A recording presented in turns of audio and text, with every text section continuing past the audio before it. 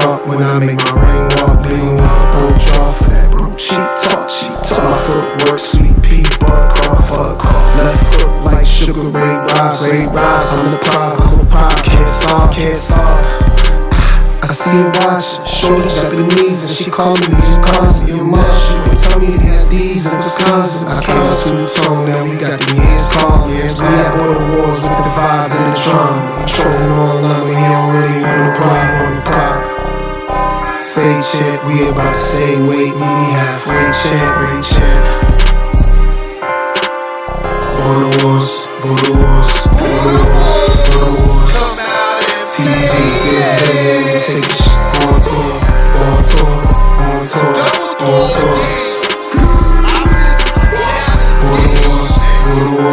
Border wars. Any sanction, USA boxing got the whole fame. I got the whole crowd waiting around, stop like my name. I'm a big dog, I ain't never been babies. Big wolf, shine low ball, this dangerous. Mess with the minds, got that show gone crazy. I'm the car way. I'm flying and I'm really on the same side. Seems like this was Logan versus Haney. The boxing went to the commentary going crazy. That's where the king born, the power chat, never lazy. If you ain't showing love to you, I'm off. Hey, even in that extra fight, commentary, live interviews, pre and post fight. Say chant, we about the same weight, meet me halfway chant. Border wars. TV, get big, take shit on tour.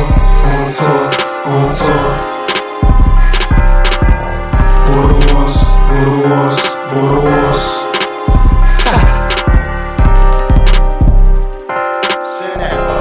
What up, Ness? Told you I got you. Boxing voice. What up? Good morning, ladies and gentlemen. Welcome back to another edition of the Boxing Voice Radio. This morning, we're going to be talking Shakur Stevenson, new pound-for-pound ranking. He's moved and leaped over elite fighters, moving his pound-for-pound ranking to the number 3 position. Shakur Stevenson put on a masterclass against Teofimo Lopez at the Madison Square Garden. And now the Ring has leaped him into the number 3 pound-for-pound spot. So, what we're here today is to discuss that ranking. Many people online feel he could be ranked rightfully at number 3. Some people questioning how he leaped over a guy like Jesse Bam Rodriguez, Dimitri Bivol, and others. So this is what we're going to discuss. We'll dissect Stevenson's slide up the rankings and how his technical brilliance has put him in the pound-for-pound number 3 position in the world. Remember, he is now considered the 3rd best fighter in the world. Is Shakur truly the 3rd best fighter on the planet? Or is the media, the Ring specifically, enamored with a style that is never in danger? Does beating Teofimo Lopez actually put you in the pound-for-pound number 3 position? Tio was not on the list, and Shakur was a favorite. So if the bookies know you're going to win 3-1, should you move up that many slots on this mythical list that is a pound-for-pound list? But this conversation was discussed with Ring Insider Michael Coppinger and longtime boxing analyst Max Kellerman on their new show, Inside Ring Show.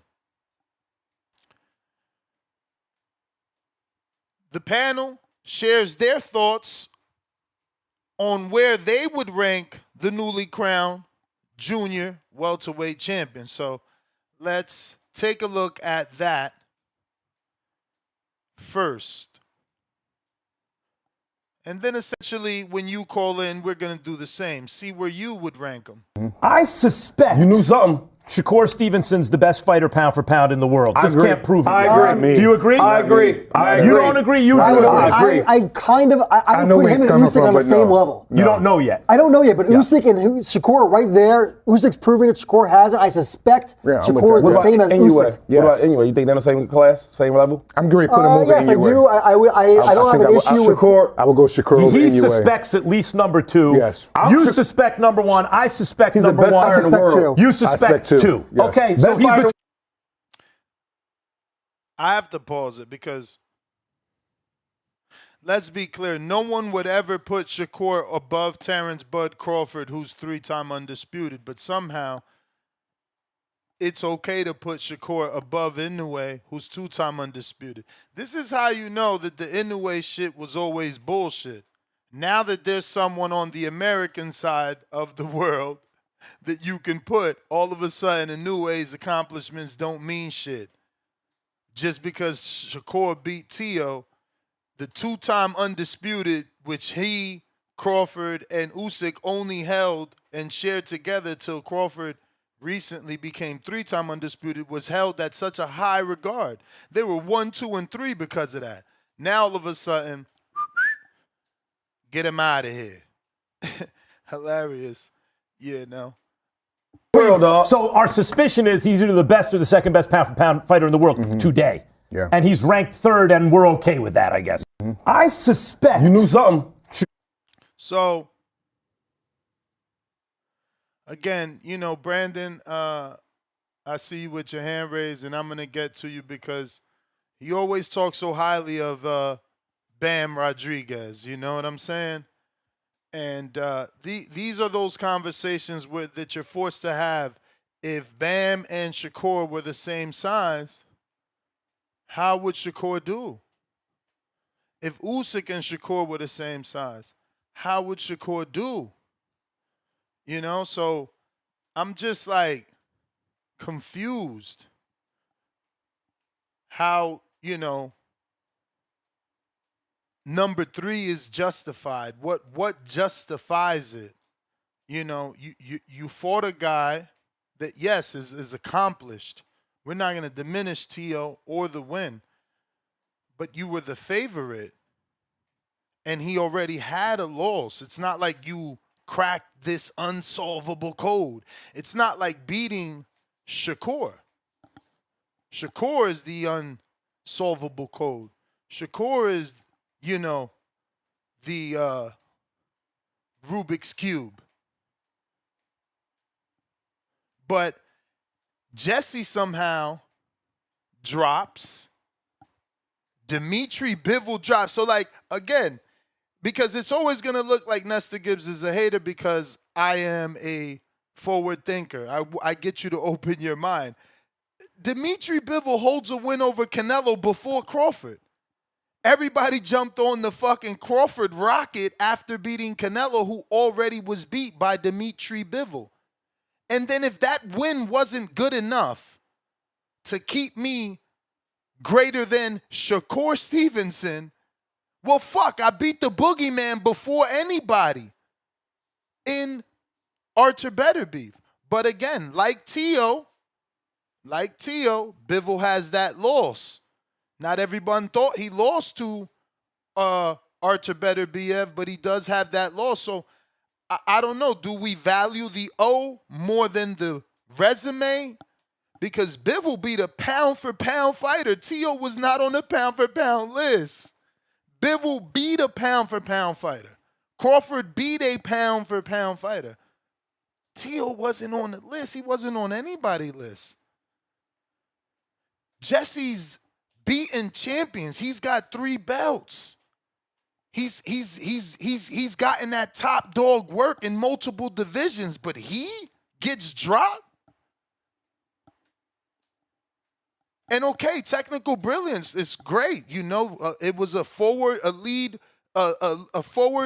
lead hand dominant fight.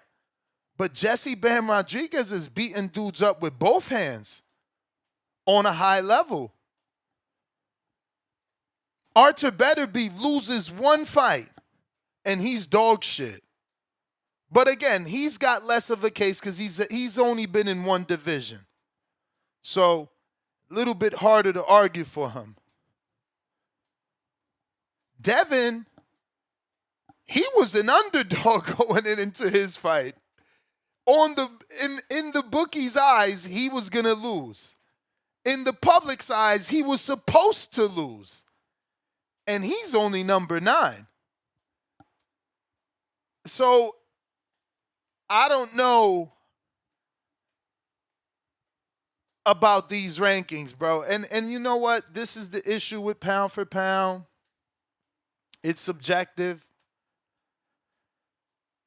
But there needs to be some sort of rhyme or reason. There needs to be some sort of logic behind these things. Again, Dimitri Bivol has 2 pound-for-pound wins.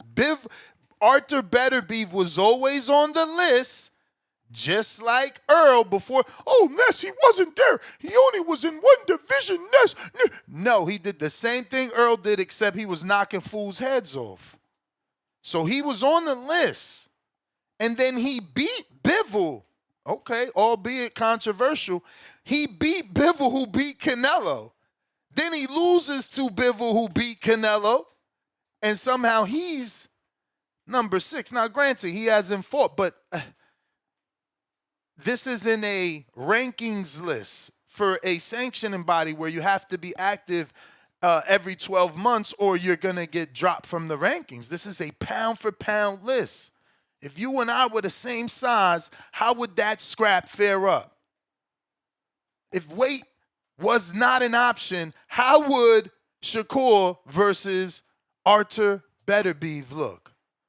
How would David Benavidez versus Shakur look? But he's ranked above Benavidez for beating Tio. I don't know. Justified, deserved. That's the topic of conversation.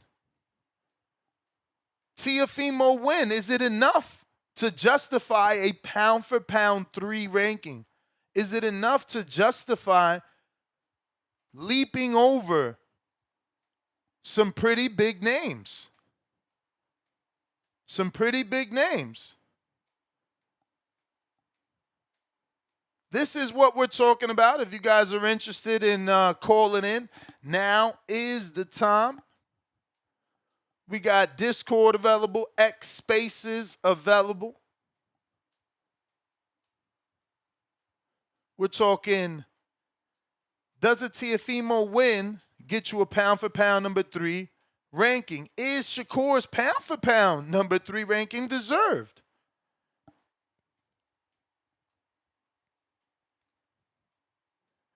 Does a masterclass over Teofimo get you pound-for-pound number 3? Is not the more dangerous fight, the bigger threat, Artur Beterbiev?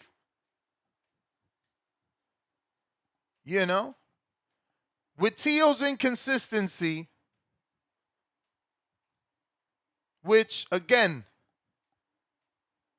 he was undefeated versus Southpaws, but he had some shaky fights with some Southpaws.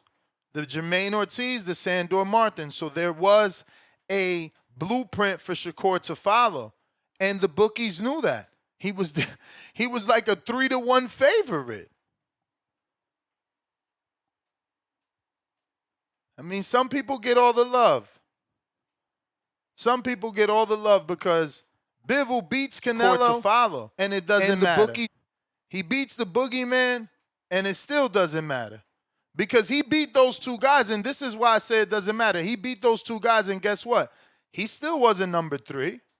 He was still behind Usyk, and still behind Crawford, and still behind Inoue. And now that Crawford's gone, you would think he would move up.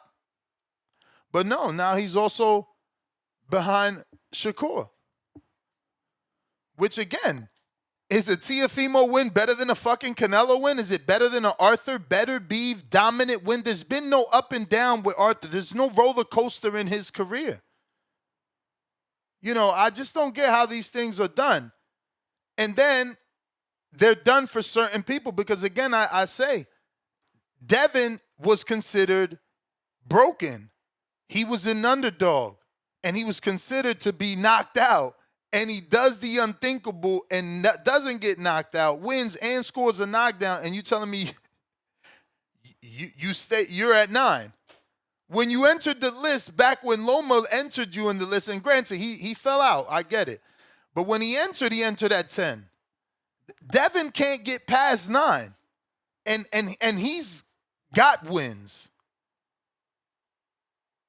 I don't understand how these lists work, except the only thing I understand and what I've learned over the years is that they're not meant to be logical. They're meant to cause disruption. They're meant to cause debate. They're not meant to be true. Because if they were telling the truth, believe me, we wouldn't be having this conversation. If there was a method to the madness, we wouldn't be here. Because then other people can follow that same blueprint. But, hey, phone lines are open if you want to call in and discuss with me some pound for pound, man. Let's get toxic this morning. We got, I went to Bo, but I meant Brandon. Bo, you got to wait. Brandon was there first. What up, Cincinnati? Ness, what's going on, brother? How you feeling? All good. Yeah, in regards to today's topic, pretty good topic. And see how somebody can have Shakur top 3?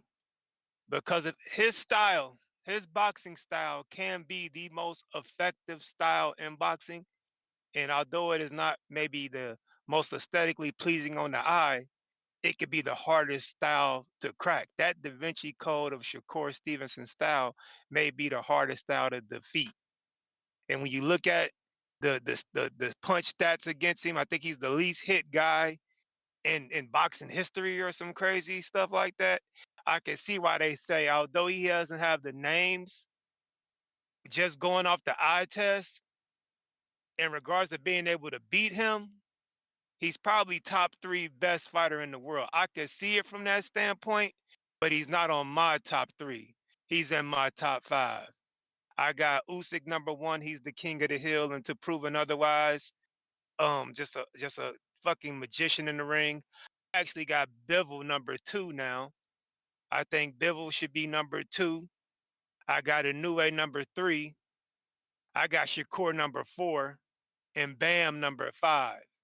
That rounds out, and I could probably put Bam number 4 and Shakur number 5. I'm just going off of recent history. You know, Shakur's a little more recent in my mind, and he did pitch a shutout against a top guy. Bam is a nasty nigga though. Bam is nastier, more exciting. I think has more tools in the tool belt. But yeah, I'm putting Bam number 4 and Shakur number 5. Fuck it. That's my top 5. And then to balance out the top 10, that's when you get to your better Beeves, your Devins, your Benavidez's, your Boots. And then that last spot, I kind of wrestle with it. 1 minute I got Jail Patai. Then I'm like, damn, I could put Keyshawn there. Then damn, I could throw Virgil in the mix. But my last spot is to the young man, the Puerto Rican minimum weight, Oscar Coyasco. How do you Latins pronounce it? I know it's not Colazo, it's Coyasco or Coyasco. And by the way, Ring Magazine, I noticed you guys got Oscar number 10 here of recent. I've had Oscar on my pound for pound list like the last 6 months.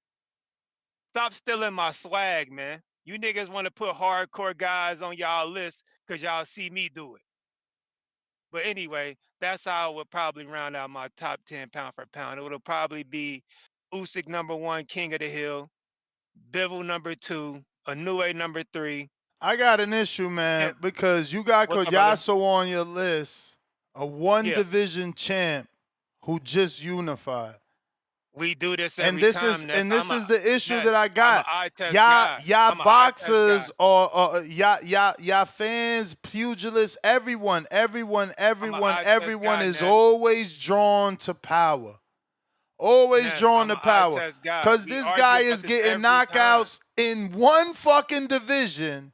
He belongs on a pound for pound list. Ness, This we nigga do this ain't every done nothing time. compared to what Devin has done, but he one slot under Devin because Not y'all on my fall list, in love Ness. with We power. talking my list, Ness. I got Shit Devin like 6 crazy. or 7 on my list. Shit And is once again, we just do this crazy. every time. I am not a resume guy. I think I'm a fucking prophet. It ain't about resume, bro. It's about what have you actually done? What Ness, have you you have to listen to done? me. Ness, I trust my eyes. I'm a fucking guru. I can look at a guy and see what he does in the ring, his skill set, and say, this is one of the top 10 nastiest niggas in all of the sport. I can predict it, bro. That's what I'm trying to tell you. And I predict from what I see from Koyasko, he's one of the nastiest The niggas in all of Honorable this sport. Prophet Brandon from Cincinnati. Yeah. Thank you, sir. Thank you, sir. And to answer your question, I have Devin at either 6 or 7.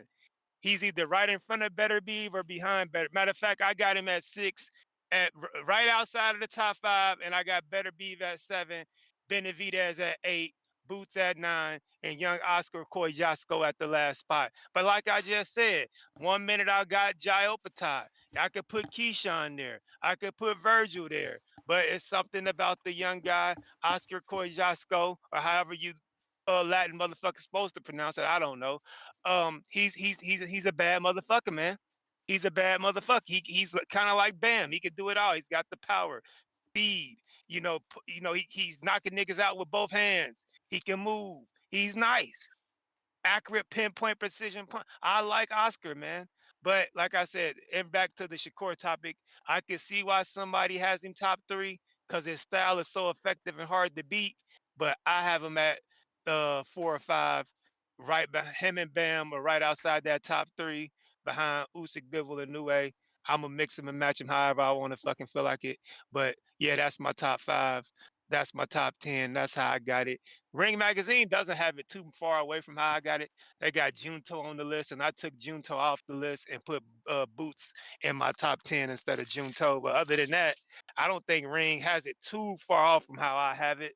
But that's just my opinion, man. I know we want to see Devin's #1 pound for pound on the TBV pound for pound, and okay, Nah, that's fine. that's not true because again, he don't I got get a it. This is bet. the Haney voice. That's not true because he don't got a better. He didn't do more than Bivol. He didn't do more than Bivol. Like even though he's got more divisions, he hasn't done what Bivol's done. He don't got those 2 caliber of wins. Even if you want to say Loma is Arthur, there's no Canelo. You know, I keep it equal, bro. It's the make believe shit I can't fuck with. Nah, man. I just, like I said, when I do my pound for pound list, I go off my eye test. I'm more of an I eye hear you, test man. guy. I don't really do because the resume shit is so much predicated on politics and if you're popular, and guys might not get the opportunities they deserve to prove they're the best. So I'm just gonna go off what I see you do at the championship. As long as you're fighting on the championship level, that's good enough for me. You might not get the names of a Canelo. You might not get the names of a Ryan or a Devin because you don't garner that kind of money. But if you fighting on the championship level, Bruh. it's Answer eye test from and that tell point. us why on your list Bam is above Shakur. I just told you when I look at what Bam does in the ring, he's just all around just a Oh, nicer nigga to me. so The pivoting, it ain't the got nothing to footwork. do. It ain't got It's an nothing to eye do test, with the bro. people that he did it to. Ain't got nothing to do with He's that, done it huh? on a championship. Everybody on the list is fighting at a championship level. No, man. more people fighting more champions than others. So what they do is more valuable because they doing it to champions. You know, this eye test bullshit is just garbage. You know what I'm saying? You can't discredit Bivol beating Canelo and beating Better Be and then hide it under eye test. Or let someone skip Shakur over him and Jesse because of eye test. No, Jesse's doing it on a high level consistently. Bivol's doing it on a high level consistent.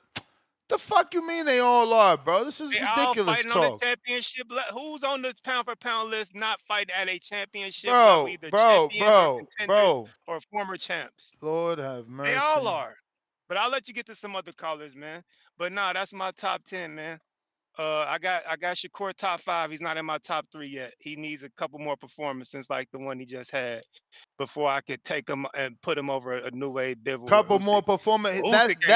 You've seen that performance before. Again, you don't want to fucking use the right terminology because you don't want to be wrong in an argument. It's not you don't need to see the performance again because we've seen that from Shakur every fucking time he fights. You want to see it versus higher level competition, higher caliber opposition. Fuck is he talking about? But then he want to blanket the shit with some bullshit talk about fucking eye test. Nigga, if it was about eye test, you ain't want to see him with better opposition because you already know what he could do. But you want to see him with better opposition and see what he could really do. Trying to cat for this eye test bullshit. No, give motherfuckers credit for what they do, not what you think they gonna do. Think they can do? Bo Rogers, what up?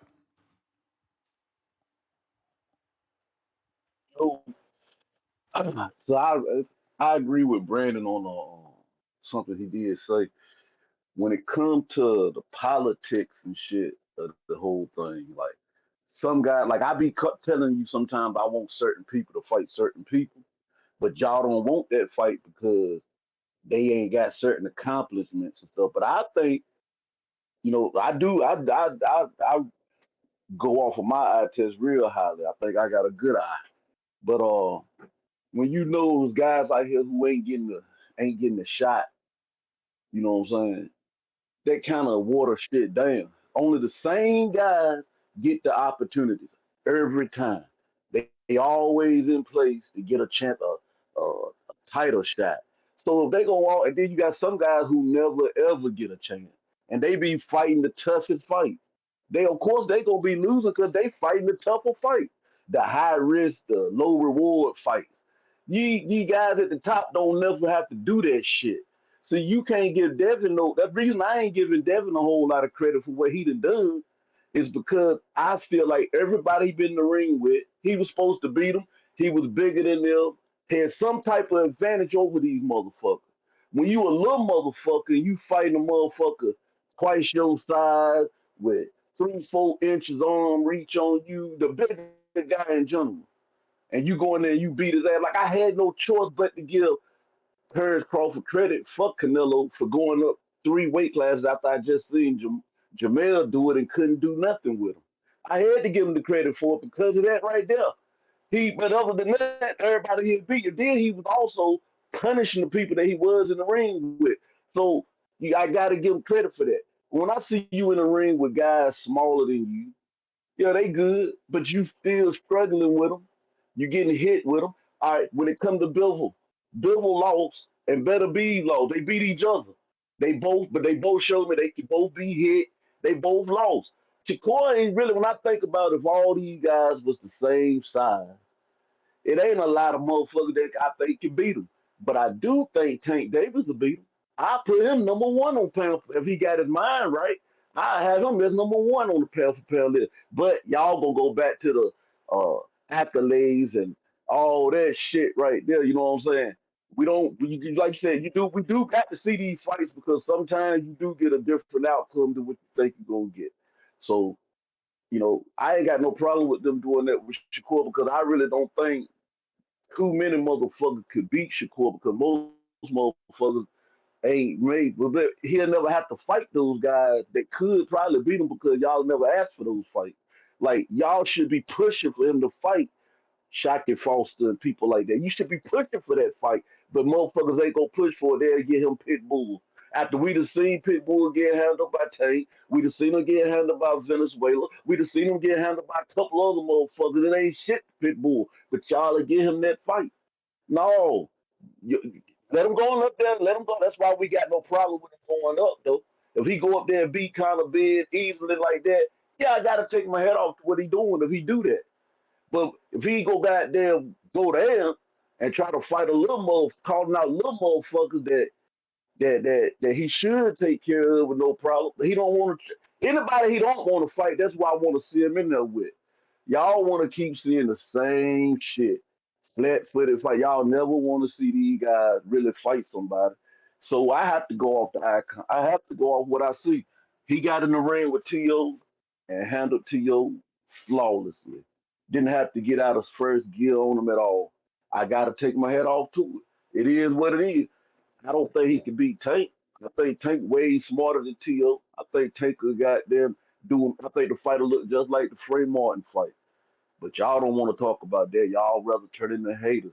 I might have got, by me bringing Tank up, I might have motherfuckers getting back on Shakur's side and defend Shakur. But Shakur still ain't, in my eye, he still ain't done nothing because I told y'all I didn't think Tio was all that anyway. But, it is what it is. It is what it is.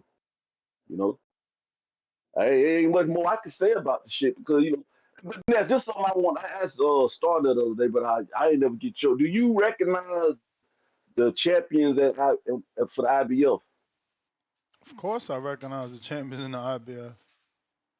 Even though they got to do the rehydration clause, you ain't got no problem with that. Man, that's the sanctioning body they choose to fight for, bro. I'm talking like, so why is it a big deal with a rehydration clause? I mean, why y'all, act like that shit is a problem when somebody asks It is for a problem. You see, Richardson Hitchens, had issues with it. You see, Ennis had issues and had to drop the belt. Earl obviously didn't like that 10-pound rehydration, bro. People don't that right like there it. that tell you a lot about them guys. Them guys need to fight where they need to be at. And that's the real champion who got the IBF belts. I'm starting to look at it like that. You need to fight where closer to your size and everything. That's what the problem with this pound for pound shit is. I don't really even go by that list. I can't. The people that's on the list, there's people who have got my respect.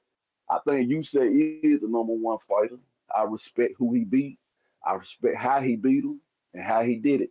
The motherfucker tough. I gotta give him credit. I wouldn't put Shakur nobody like that above him. I think he's number one fighter in the world. Who? And you said. Oh, listen, let me let you go, champ. Got to move on. Ryan, what it do? Good morning. What up? What up? Nestor Gibbs, going on? TBB Nation, what's going on, everybody, man? Hope everybody's having a good Tuesday. Shakur Stevenson, top 3 pound for pound? I agree. I think so. So does that bump everybody down? That mean Dev's 10 now? Well, Devin didn't move, but people did move on the list down. Those that moved, let me pull that back I looked at the list. It doesn't look like it's updated just yet. Yeah, nah, it's updated. They put it out yesterday. Oh, okay. Well, on their website, they haven't updated it. Jesse dropped, so he went above Jesse, and Jesse moves down 1 slot. Bivol moves down 1 slot. Arthur moves down. Junto moves down. David stays. Devin stays. Oscar Collazo stays. Inoue stays. Alexander Usyk stays. Okay. But I'll screen share it too if you haven't seen it. And for those that haven't seen it, just visuals are a little better. All right. So now you can answer the question, man. Are you cool? Do you think he deserves to be number 3 with a Teofimo Lopez win? Who? I don't even want to repeat what I said, man. Did you hear my monologue? Because I'm just kind of like shocked. Tio wasn't even on the list, bro. Yeah. I was shocked by that too. Honestly, I thought Tio should have been on the list, man. But he wasn't. He wasn't on the list. They saying I got echoes. Do I have echo on this? I hear no echo at all. Yeah, that's weird. I Who's don't hear saying no that? rope. I just see the chat. In YouTube? Oh, must be. Must be. That's weird. I don't know why it's echoing. Yeah, I don't know. Hold on. I'll jump out. Jump back in. That's weird. They talking about Ness know he hear that. I hear 0. Yeah, I don't hear nothing either. Like, that's weird. And yeah, I don't have any echo on my end at all. I'm gonna bring in someone on Discord, Chad, Canada. Before we go to Chad, let us know. Did you hear an echo? I didn't hear anything, brothers. Hey, good morning, guys. No, I don't have any echo at all. Ryan sounded perfect. Yeah, I don't know. They're saying it's on YouTube. Maybe you guys on YouTube should refresh. Let's see if it's a YouTube thing. Chad in Canada, take it away. Okay, thanks, Ness. Good morning to everybody. The pound for pound topic is not. I don't keep in a running pound for pound list as a fan, and I tend to stay away from the debate part of it.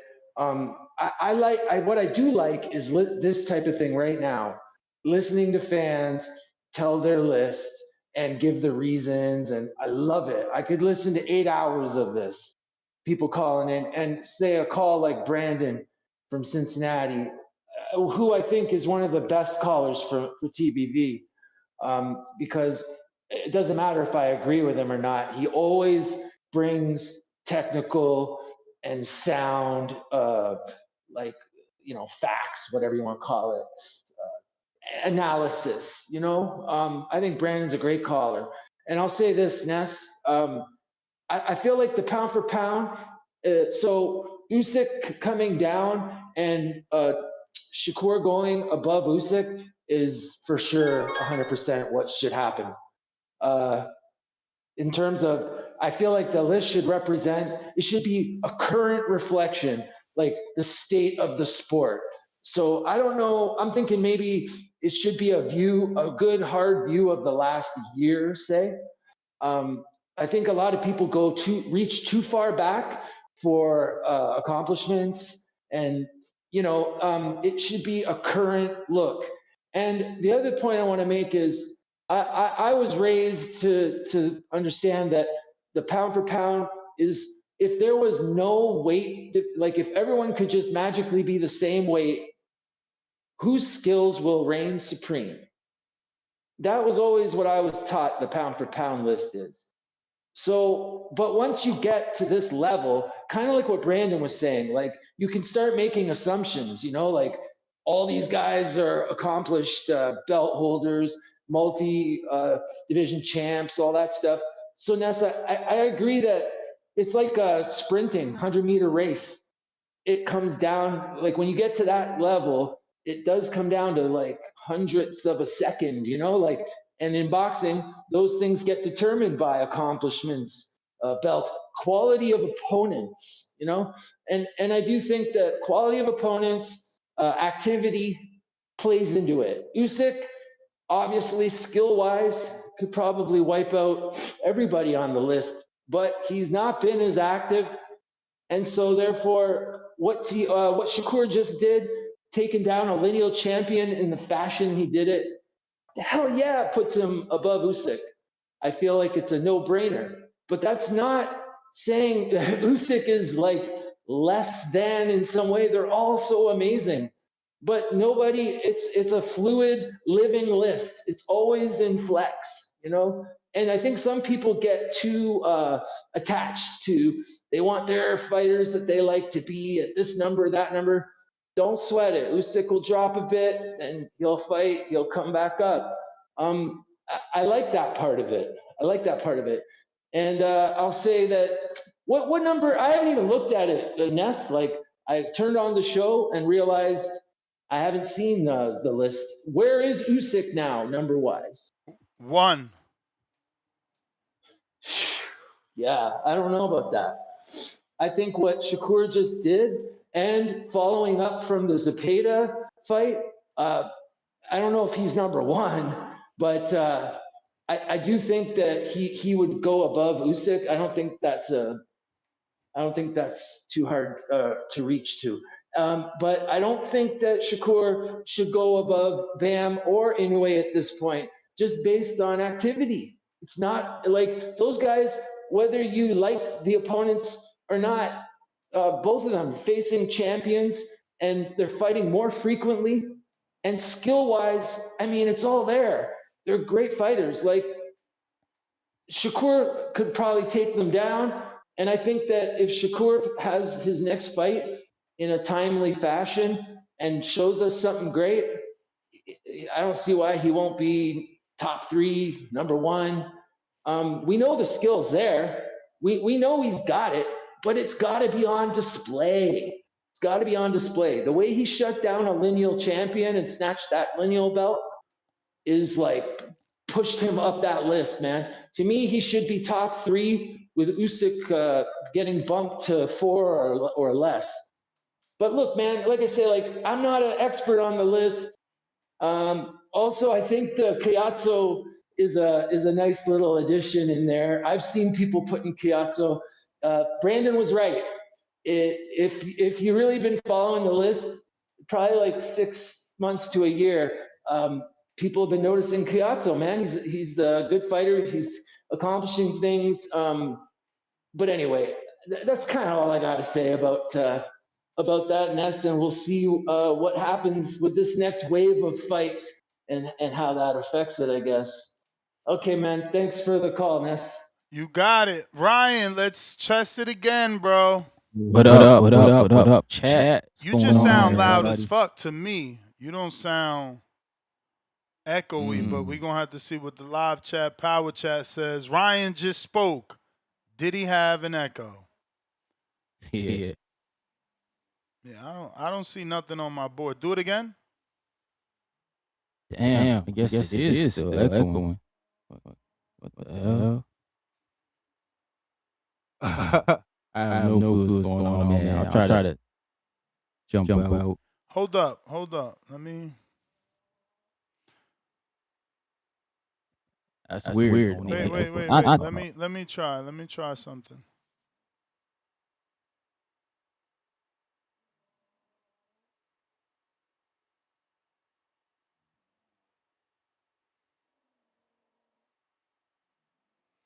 Yeah, sorry for holding up the show. I don't know, bro.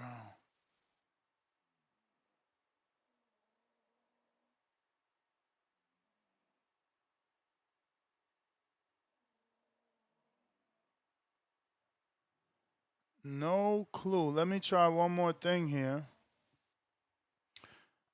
In the meantime, let me keep the line moving. DeMarcus, what up? But stay there, though. Let me see what I can do. DeMarcus.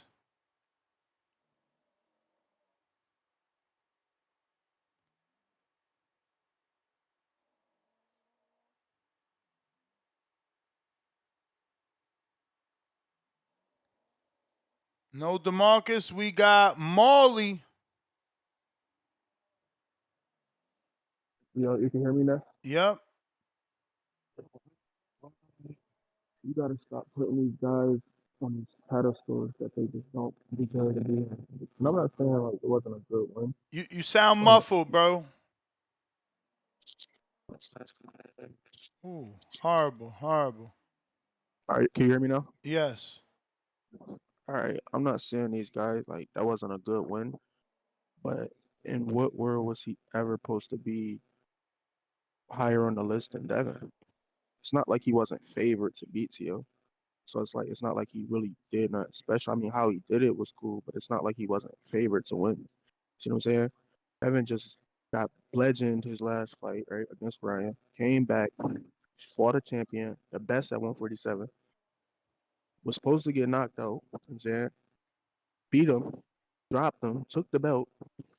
Has a better resume than Shakur. So I don't understand how you beat one guy and like you just get this high, get on this pedestal. But I mean, like at some point it got to be about the accolades. I guess he is a 4 division champion, but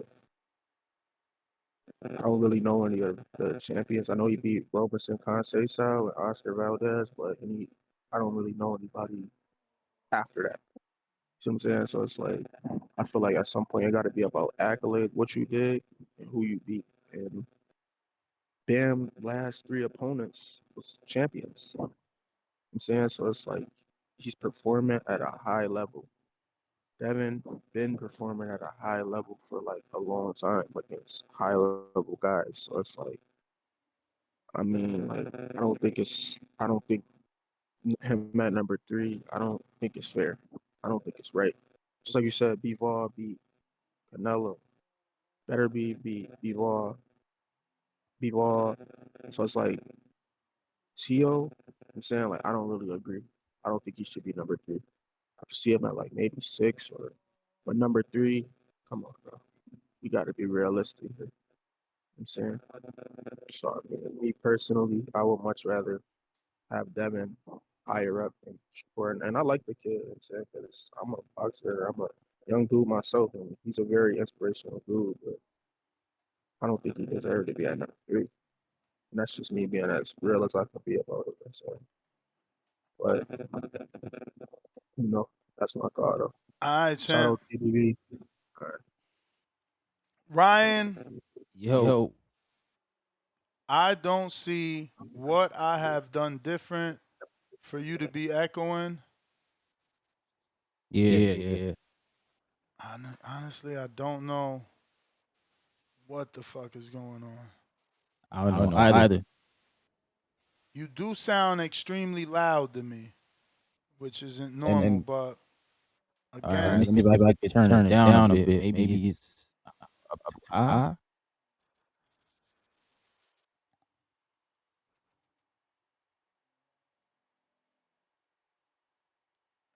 yeah, the static might have been Ryan. They talking about the static. I also thought the other guy had some static, but now that you turned yourself down, we have no static. It might be you, Ryan. Maybe did you do something? Because again, you came on sounding louder than you've ever sounded. Did you change some settings on your end that you're not considering? Now I can't hear you at all. See? So Yeah, I definitely switched some things up. But yeah, so it might be you. all right, let me play with this. All right. Phone lines are open though. Discord is available. X Spaces is available. You know, all this time I didn't realize that the Discord actual link for the TBV live show, it's always the same link. It's the Spaces one that changes. So, shout out to realizing that 20 years later. But now that I know. I just got to update the X Spaces, formerly known as Twitter, link daily to give you both links. Either one you can use to call in, whether you want to call in using X Spaces, formerly known as Twitter, or you want to call in using our Discord. Tito Lavo, what up? What up? What's Hey good? Ryan, check your game. Your mic might be too close to your earphones. It's catching some of that. Anyway, man, this is one of them shows where I just want to listen in, like chat from Canada, because I like to hear people who are smarter than me speak on the subject, man. It's a subjective ass list, so I've kind of just resigned myself to not have a real opinion because it's hella subjective, man. And now that the ring belongs to Riyadh season in a way, I think it's gonna get even more suspect. Not saying that it's suspect now. I'm just saying, it's a biased list. It's a subjective list, and I don't give it a lot of credit. Usyk being number 1, I can see that because he moved up from cruiserweight, so technically he checks the 2 boxes. Shakur beating Tio. If Tio wasn't on the list, I don't know why that puts Shakur there. He's a multiple division champion, but there's one thing I did want to address, Ness. You mentioned that people love the knockouts, right? And yeah, you know why people love the knockouts? Because they're hard to get. You know, some people take it for granted, but some people realize, like Ness, you've been in there. How hard was it to knock someone out? I know you knocked somebody down, but how hard is it to put someone to sleep in gloves? You know? Yeah, I always say it's hard, but it does happen, bro. Like even with headgear, you know, in our last Border Wars in Atlanta, someone got put to sleep. But yes, Yeah. I think it's hard for me to do. And it's hard for everyone to do because, you know, professional boxers are professional boxers. They are in there. They're taught at a young age, if they start the right way, to learn how to, you know, slip punches and avoid punches and counter punch shots. So, like, getting knockouts are dramatic. A knockout is the biggest imposition of your will, even if it's a fucking accident. You short somebody's fucking hardware, man. You know, you short circuit somebody's brain. So yeah, I can see why people go gaga for the knockouts.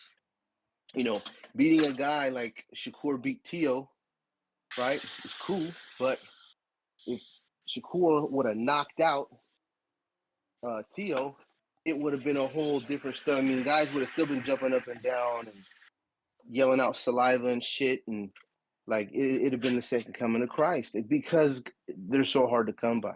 And I think that if we're going to be subjective, then I might as well, you know, push some of my subjective opinions on it too, being pound for pound.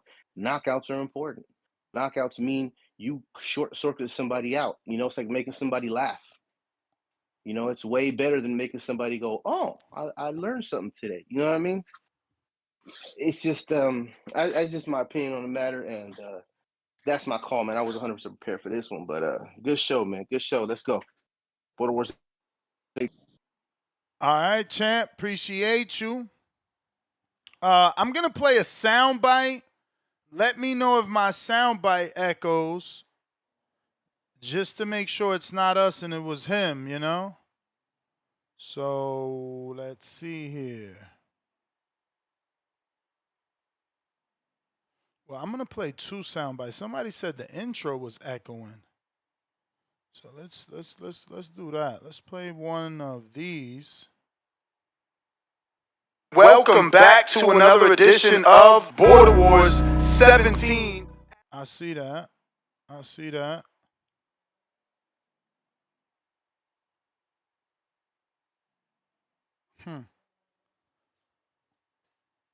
That is strange. I feel like there was an echo there, right?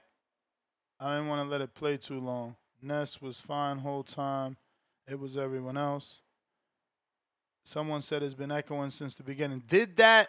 I guess that was soundbite was too short. I'm going to have to play it a little longer. Did that echo? I think it is. I don't hear it, but I see it coming out of two different, I don't know if they're called tracks or not, but whatever. Welcome back to another edition of Border Wars 17 Atlanta. Listen up, live tap power chat. It's the mid. That motherfucker got game, yo. He got game like a crackhead from the 80s and 90s. This is a mismatch that ain't even no compare. Step through the ropes and I got everybody staring. Hold my cards, I might. So let's see. Echo on the intro. All right. I don't know what is that coming from, but at least we know not to use it. What about this? Let's go with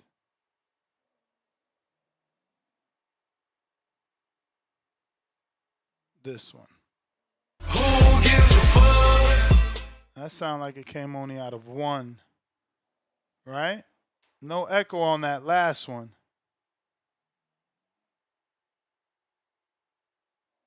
I don't have another window open I forgot about. Shout out to New York Bullet.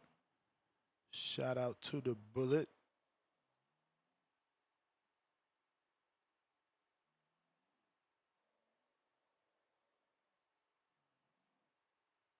But all right. Okay. We know not to use sound bites. Well, we can actually. We just from a certain place. The intro we can't play. It's not gonna hold us back. Pat Bandero, you've been waiting. What did it do? Yo, Nez, you hear me? I hear you. Shout out TBV. Shout out community. Ryan is still lost a little bit. Say what? Ryan is still lost a little bit. He's not on the panel now, is he? Nah, he's gone. All right, man. Yeah, good theme, good subject. As far as Shakur, yeah, we can't front. He had a great performance. However, but I think I agree with Tito Laos. Like that's really subjective, and we know that it's the ring as well. So they put their ring belt like on top of everything. So anything that happens with the ring, they just gonna like kind of glaze it a little bit more. But personally, I cannot put Shakur above Bivol because we have to remember Bivol undisputed too. So there's this and there's like even the ban, even above ban, I'm still not sure about that. Because Bam, his last fight, I mean, he knocked out the dude that we was saying he's a punching, like he was, and like the powerful dude and everything, and Bam like shut him down, like down. So, um, I can be mad that put Shakur top 3, but like I don't agree with it. Also, that's my personal opinion, and that's not a fact. But I have prior to the fight, I have all these guys at 140. I personally have all these guys beating Tio because we have to remember Tio beat like a good name as a Josh Taylor. But let's be real, Josh Taylor wasn't the real Josh Taylor that we had like prior, like like when he was when he was like a champion. Josh Taylor was drained. He was like it's not the same dude. So that victory from Tio, yeah, that was a name on his resume. But I still have these guys at 140. I still have them like beat him. Most of them haven't beat him Tio, and like the last one probably giving trouble to Tio.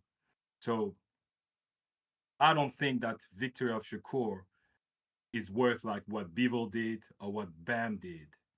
But that's my opinion.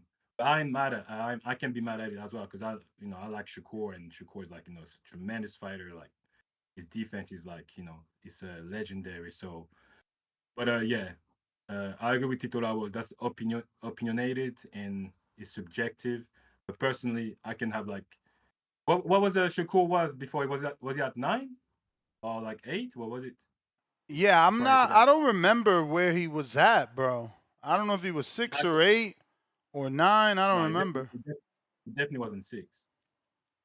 So yeah, I cannot like make Shakur jump like that just because he beat Tio and he didn't even knock him out. So you know what I'm saying? Like, yeah, that's my opinion, but I'm not mad at it either because I know it's opinionated and subjective to the ring and all this stuff. So, but that's a good conversation. That's a good debate. I appreciate you, my brother. All right, champ. Tulu. Oh, he's not there. Rich. Oh.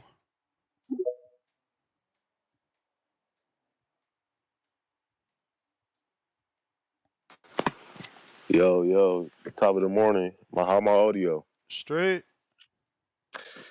Yeah, man. I think Shakur, as far as this pound for pound shit and all that, this shit's subjective like everybody's saying, but they trying to diminish T.O. T.O. wasn't the same. He won the same before he fought Shakur. T.O. was a world breaker. Oh, he beat Loma. So we can't motherfuckers always trying to move the goalposts and you know what I mean?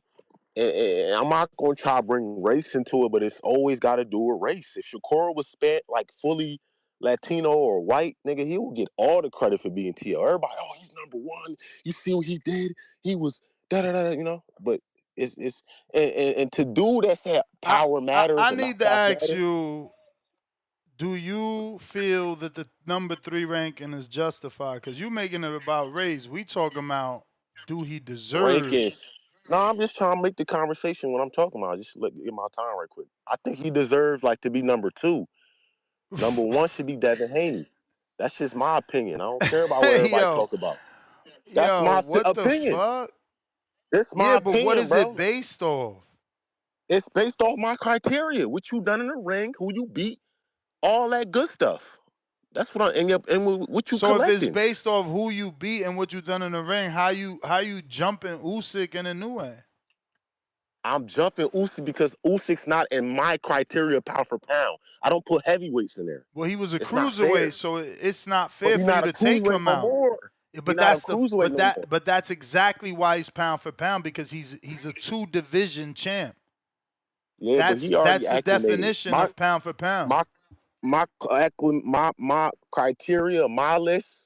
He's not in my pound for pound. He's already like a heavyweight. You don't fought 4 or 5 times already. You're not going like you. What's up? You a heavyweight, dude. Yeah, We can't put him in he's there. certainly a heavyweight, but he didn't start there, and he gained I respect. 40 I'm pounds with to you be on that. fighting there. So you can't just stop ranking him because it's like, oh, you're a heavyweight now, so that's it. We don't rank you. No, because you're fighting at heavyweight and you used to be a cruiserweight and you not getting knocked out by dudes 40 and 60 pounds bigger than you, you are pound for pound. That's just my opinion on it. I don't put Usyk in there. I don't put him in there. Not using I'm not logic putting. though. All right, it's illogical then. It's subjective. It's illogical. My list is illogical, probably. I don't know. But if I was gonna say power don't matter, why is David Benavidez not top 3 on or top #1? Oh, because he ain't knocked no champions out. You know what I mean? But it's all wonky. It's all clunky. But yeah, I think Shakur's like #2 for real. And that whole list whack as hell. Like I don't respect their pound for pound list. I got my own list. I got my own rankings. I got my own favorite fighters. I'm not watching Ben Rodriguez. I'm not watching Inoue. You know what I mean? If Usyk, when he was let me just get off. Forget about Usyk. But yeah, I don't watch them little dudes. I'm not putting them over my guys, over the glamour division guys. And that's my call. I don't care what nobody say. Fuck what y'all got to say about that. And that's my call, man. Shout out to you, man. Shout out to TDV. All right. This is the rankings president, I think, lead editor for The Ring. And this is his explanation of how The Ring ranks people.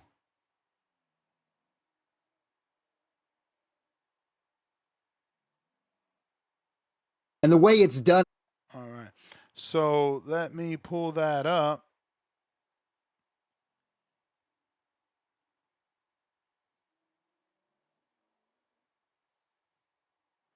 If you're watching this on YouTube, go ahead and hit that thumbs up. It's going to help with the visibility of the show and help put this episode in the eyes of boxing fans that do not know we're talking boxing every day.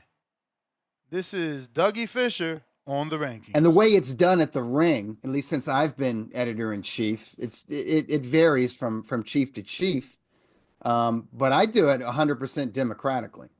We all vote on it. We vote, yeah. Somebody will. It's the same thing with the women's rating panel.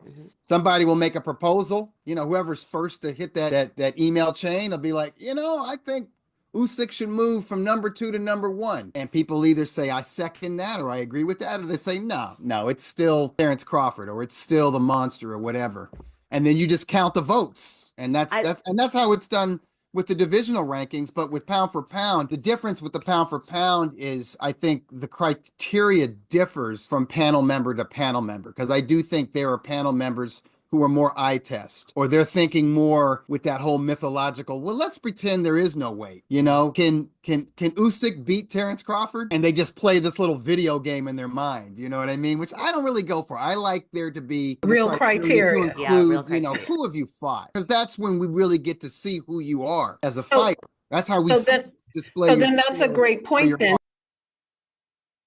Shout out to the best women's boxing podcast, Cynthia Conti and Giandra LaBeouf, I think it is. But shout out to them. Shout out to Doug Fisher for explaining.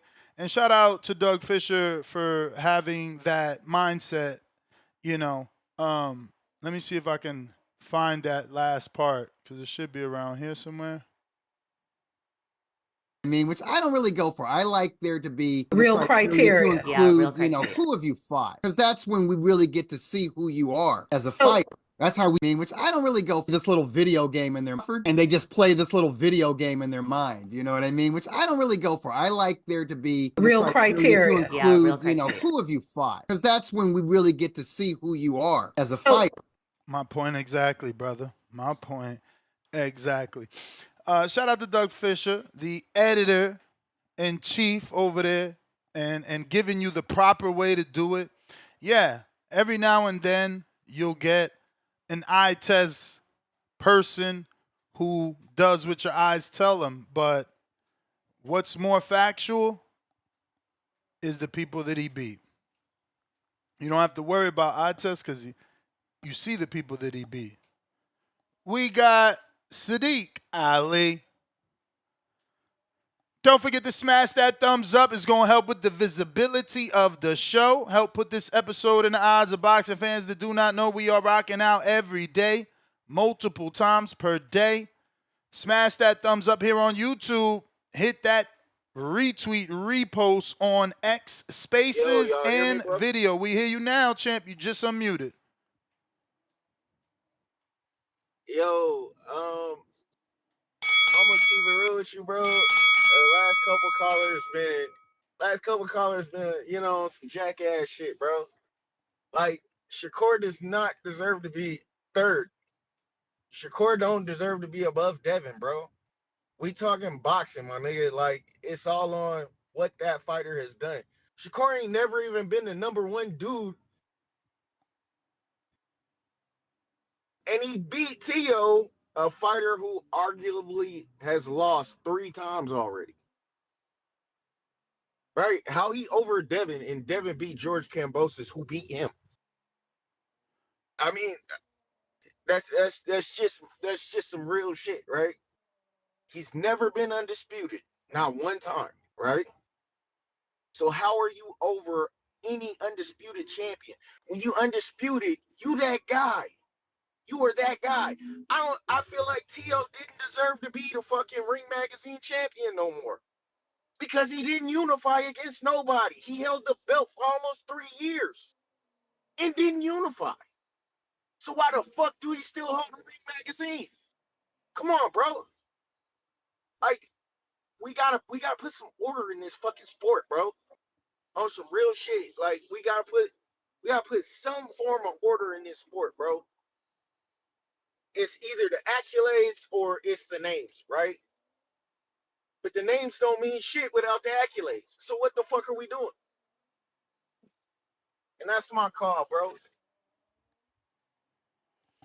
Yeah, that's why I say belts matter. Everything matters, bro. You know, there's a few individuals that get bigger than the belts, bigger than the rankings, bigger than the promoters. But that doesn't happen all the time. That comes once in a blue, you know. You had your Mayweathers, your Oscars, your Canelos. You know, we got to see who's going to be the next guy. Who's going to be the next guy to, you know, do that.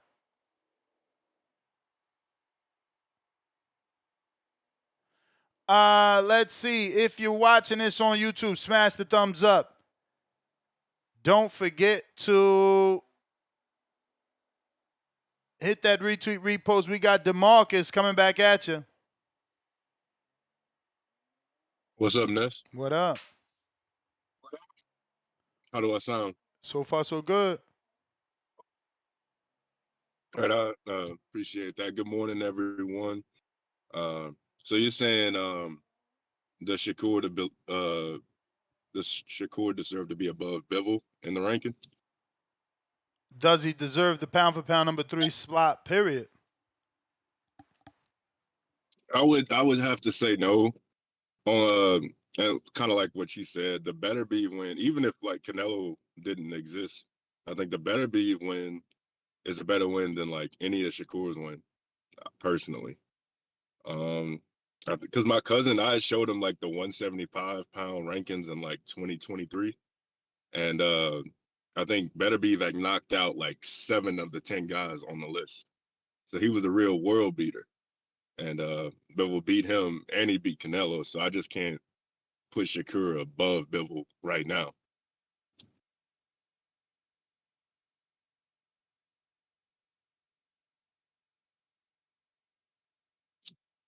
That's it, champ?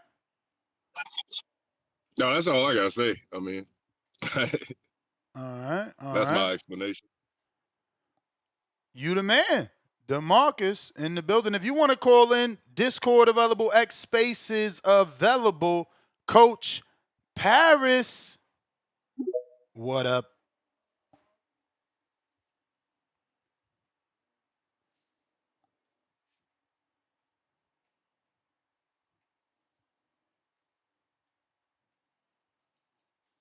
Yep. We hear you. What's up? What's up? Hope everybody's having a great day. So I think that Shakur should be number 3, top 2 or 3 on the list, and I'll explain why. Right. First, there's politics that's been involved, like somebody mentioned earlier. So Shakur wanted to fight Loma. Loma didn't want to fight him. He wanted to fight Frank Martin. Tank took that fight. Frank turned it down. So he didn't have the opportunity to prove at 135, I'm better than these top guys, right? Tank never sent the contract, so they weren't able to fight to see who is the best at 135. Because I believe it's one of those two, Tank or Shakur. So let's just say hypothetically they did fight. Shakur technically could have been the 135 ranked champion already. All right, boom, we passed that. We go up to 140. He makes Tio look like easy work. Nobody's ever made Tio look like that. Cambose's fight, it was a close fight. You could argue he won. No one ever made Tio look like that. So that's another thing when it comes to the pound list is that he's a 4-division champion. He's undefeated. You've never seen him drop. You've never seen him have a close fight. I don't think he's ever lost on one scorecard. So he has to be up there if he's undefeated. It got to be Usyk. It got to be Bam. It got to be Shakur. And then I would even put Devin and Benavidez up higher because it's like we've seen Inoue drop, or Inoue's up there. We've seen Inoue drop. We've seen Devin not be able to block the left hook. We've seen vulnerabilities in some of these other fighters. Now, granted, Devin's situation is different because Ryan was on Austrian. So we'll let's just act like that didn't happen then. So Devin should be up higher, but Shakur definitely should be top 3 because of the way he makes his fight look easy. Nobody's been able to compete with him. But this is also why everybody has to fight. Because if they don't fight each other, you can't really tell who's the best in those weight classes. This is why Shakur has to fight Ryan. Devin and Shakur have to fight each other, right? Hopefully Tank comes back and he does fight a Shakur or a Devin. Like these fights have to happen so you have a better understanding of who is the best. But if Devin beats Loma, but then Tio had beat Loma as well, it's hard to judge if these dudes ain't fighting each other. So I think that, I think the list, Devin should be bumped up a little bit more. Benavidez should be bumped up a little more because they're undefeated. So I don't have a problem with Bivol or Arthur Beterbiev being moved down a little bit because they've lost. And I don't have a problem with Shakur being top 3 because he's never had a close fight. It's the same thing with Bud. Except, for whatever reason, people don't want to give Shakur his props. He's trying to make the best fights. It's not his fault that Loma didn't want to fight him. It's not his fight that Frank went to Tank instead to make more money. So he couldn't prove like, I could make easy work of Frank. I could make easy work of Loma. But that's why I would have him top 3 because I haven't seen a flaw or anybody come close to even making it a close fight with him. And he's a 4-division champ, undefeated, and the Ring Magazine champ at 140. and probably will be the ring champ Yeah, at I mean, 135. he's if he 4 goes back down. division champ. 2 of those divisions is vacant titles, bro. Like, you know what I'm saying? We watering shit down, like. But Ness, I get what you're saying, but it's like, what can we do if the champions ain't gonna fight him? It's like even right now, if he goes back to 35, people are Yeah, gonna but be this like, and that's if he my be- issue, right? When you wanted to fight champs, they didn't want to fight you. Now you in the driver's seat and you want to fight Conor Ben. So now, Non-champ. all right, You now, want to fight now we know he's trying to Ryan. get money. Now non-champ. Yeah, I agree that he needs to fight Devin. I know he's trying to get his paper. I agree that he has to fight Devin. But now look at this, Ness. He go back to 35. Let's say he beats Muay. They're gonna be like, oh, he's not that good. He wasn't that good. He beats Abdullah. He's young. Let's say Schofield gets the belt. Hell, he's young. So even if he goes back to 35 and dominates, he's not gonna get the credit that he deserves.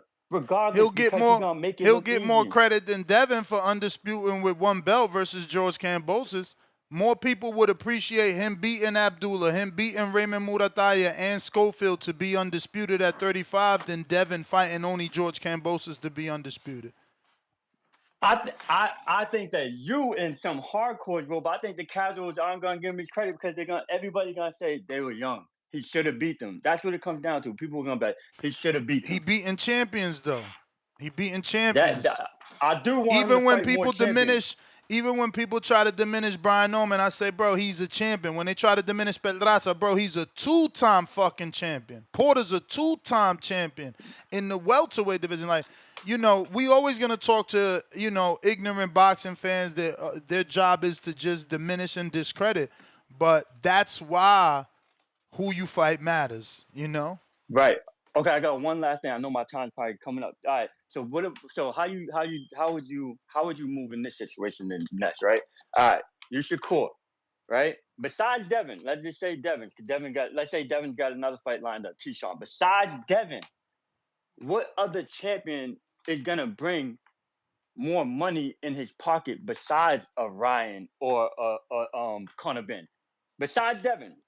I do agree he needs to fight champions, but then what champions have a marquee name to bring money to the table? Because if you make $9 million with Tio, you're not gonna go back and fight for $5 million versus a young pup.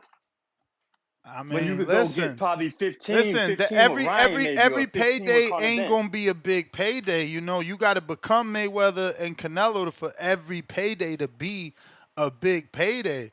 That's the thing, bro, with this sport. It get ruined with every check that someone gets. Yeah. The next boxer wants to make that amount. And it's like, bro, like I got a whole intro with everybody want to be Mayweather, but they ain't putting in the Mayweather fucking work. He beat 24 champions.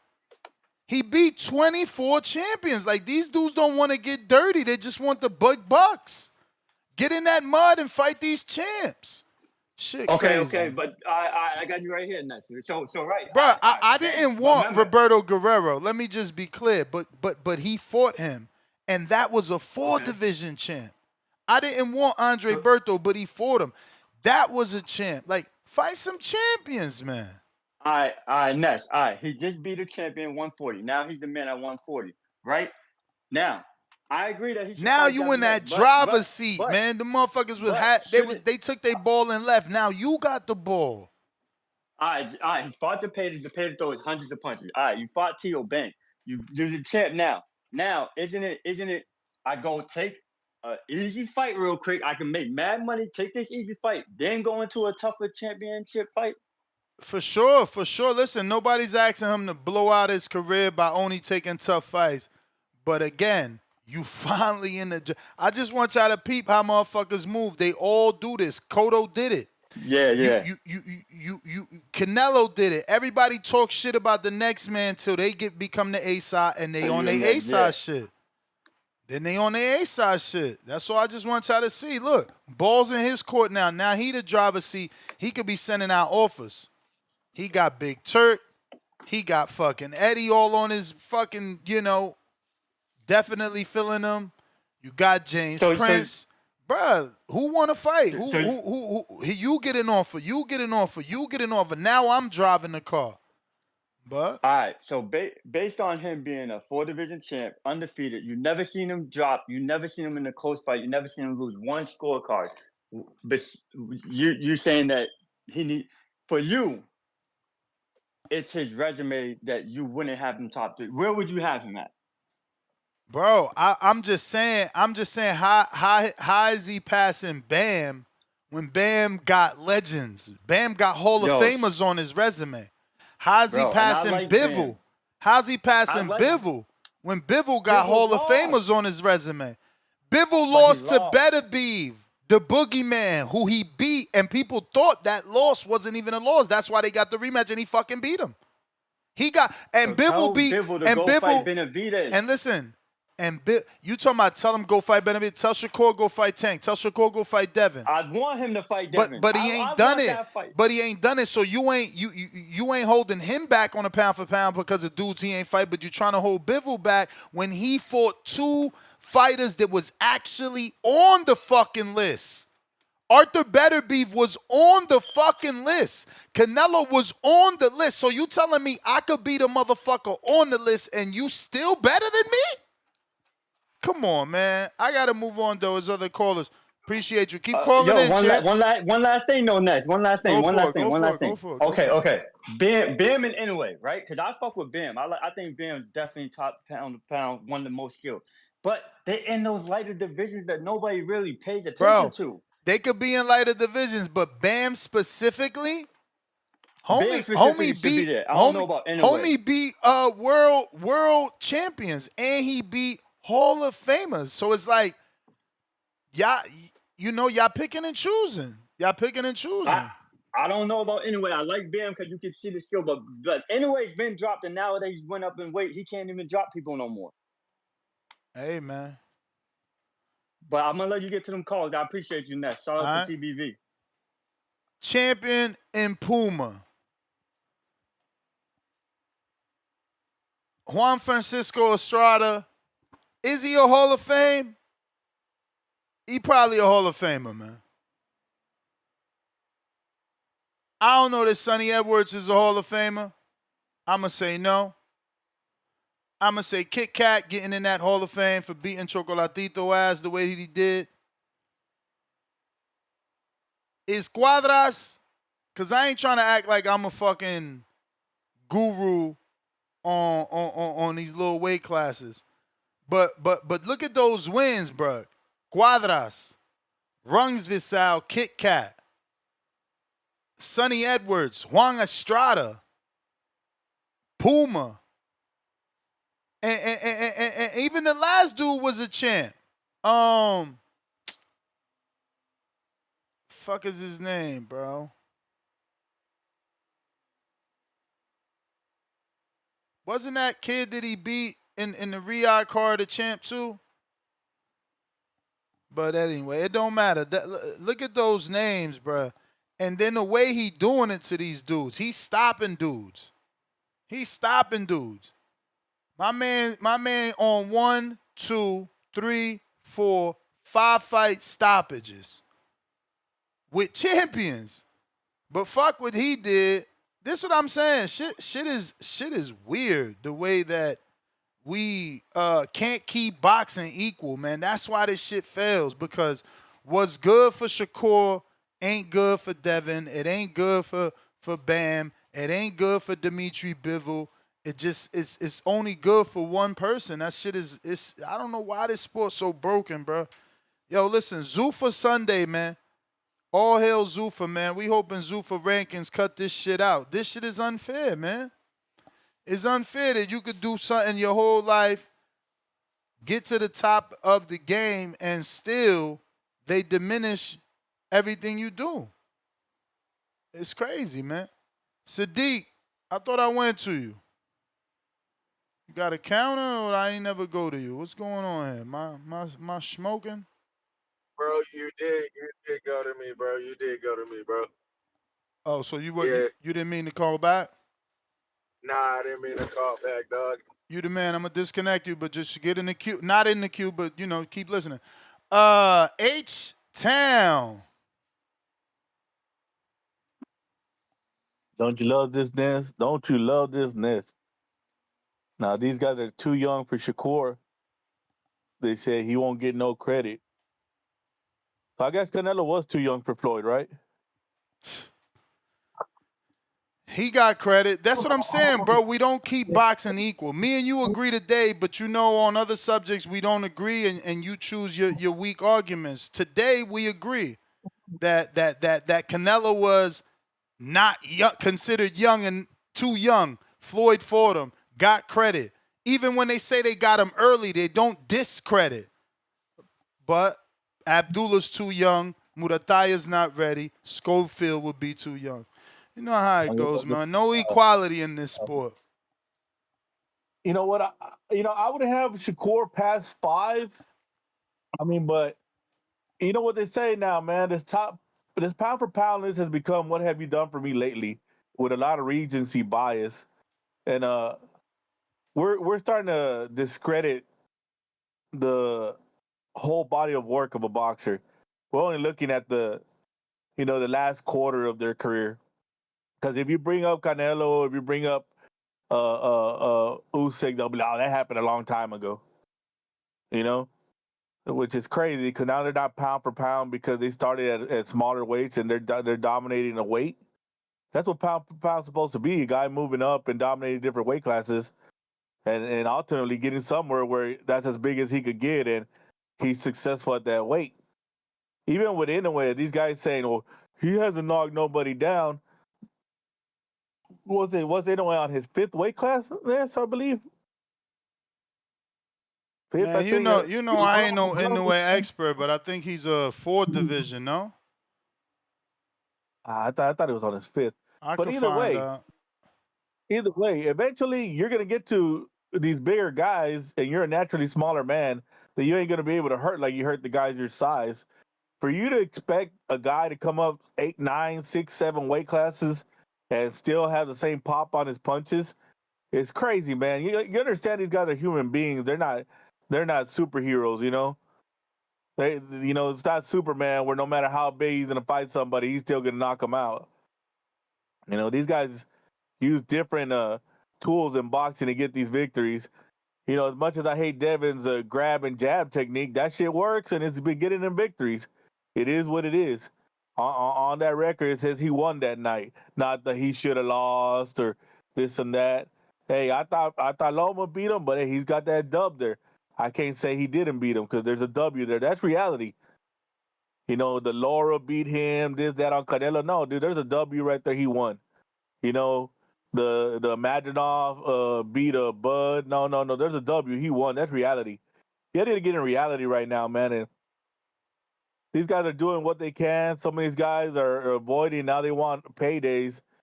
I understand Shakur. He just saw Bud get a huge payday, so he's like, I need to get that younger. And he's probably trying to get them paydays before he takes them big risks. And he does lose, and he thinks he can't get that payday anymore. So I understand it, but as a boxing fan, I don't want no goddamn what was that boy from Europe? I don't even like Ben. Nah, man, I don't want Cisco. Give me Devin. Give me Ryan.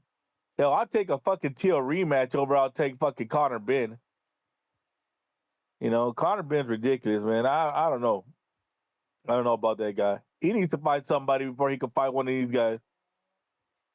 Man, that's all I got in this, man. I'm out. All right. Shout out H-Town. If you're watching this on YouTube, don't forget to hit that thumbs up button. We're going to get to these super chats. Do apologize. We had some audio issues that threw us off the square, man. We might not be able to get any co-hosts, too, because if that co-host was echoing, I'm afraid that it's something I got to fix once I end this show. We got Dom B30. $2. Ness, is the 1.2 million pay-per-view buys real for the Kerr fight? Well, it's likely exaggerated, because that number does not appear to be officially confirmed by any reliable sources. That fight took place on DAZN pay-per-view. They have their DAZN package.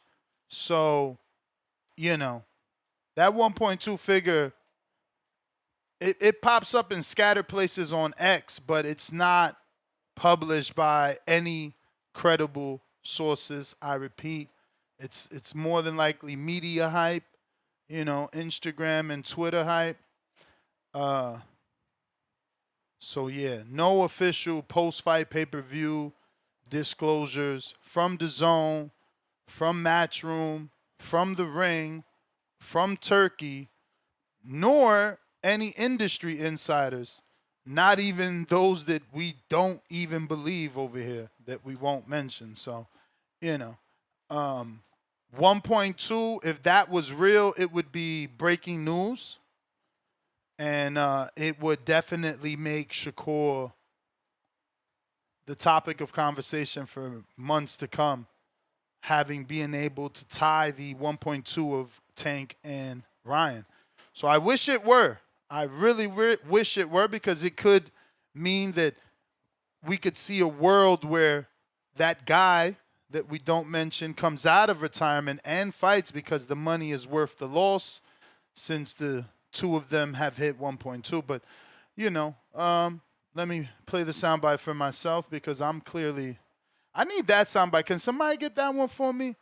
Oh, actually, I don't think it says I'm dreaming, right? Does the Selena Cruz says, "'Cause I'm dreaming of you tonight," right? Is it like that? Or did I fuck up and make my own lyric with her medley maybe?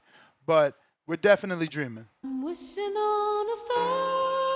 We're definitely dreaming. That didn't happen. And, for that other guy to actually, want to challenge himself, it would take something crazy like that, where the numbers are just so right. It's like, fuck it, let's roll the dice. Finding Adrian, $2. We forgetting Bivol Zurdo win, another world champ, and now unified. You're right.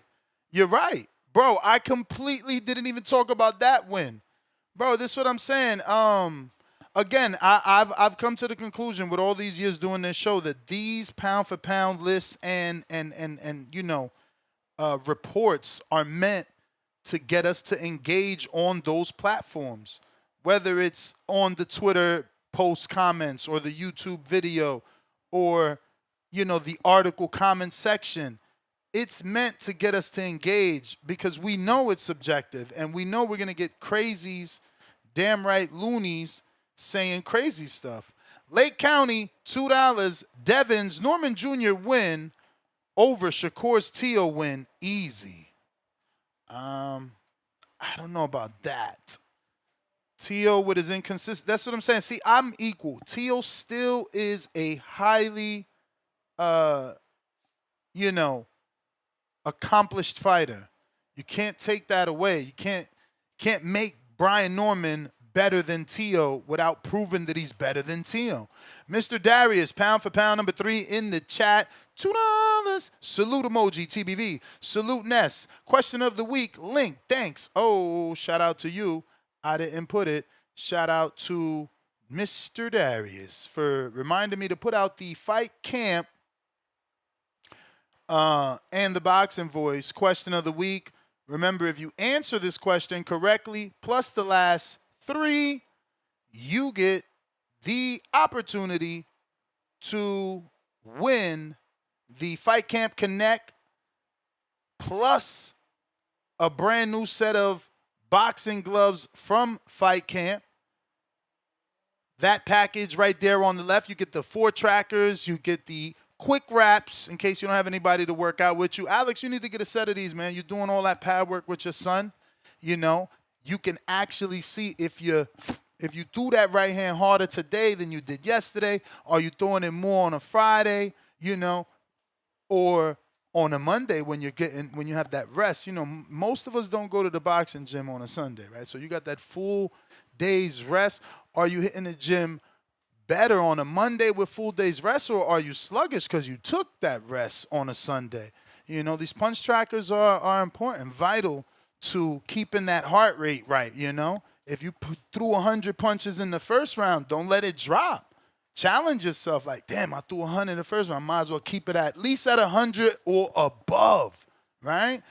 But anyway, it comes with the white free gloves, the 4 trackers. It's a $400 package because we're including the free gloves. All you got to do is answer the question. That question is already pinned to the live show. That question is, which modern championship fight is most often cited by trainers as a masterclass in controlling pace without throwing volume? And which specific tactic choice allowed the winner to dictate the fight? Tough one, huh? Which modern championship fight is often cited by trainers as a masterclass in controlling pace without throwing volume? And which specific tactic of choice allowed the winner to dictate the fight? Beautiful question. Making it tough for y'all. Winning ain't going to be easy, but when you win, you're going to be the best if you did. Now, if you want to just purchase anything, whether it's the heavy bag, the boxing gloves, maybe a subscription for the app so you can do the on-television workouts at home. Maybe you can't get to the gym. You got the kids.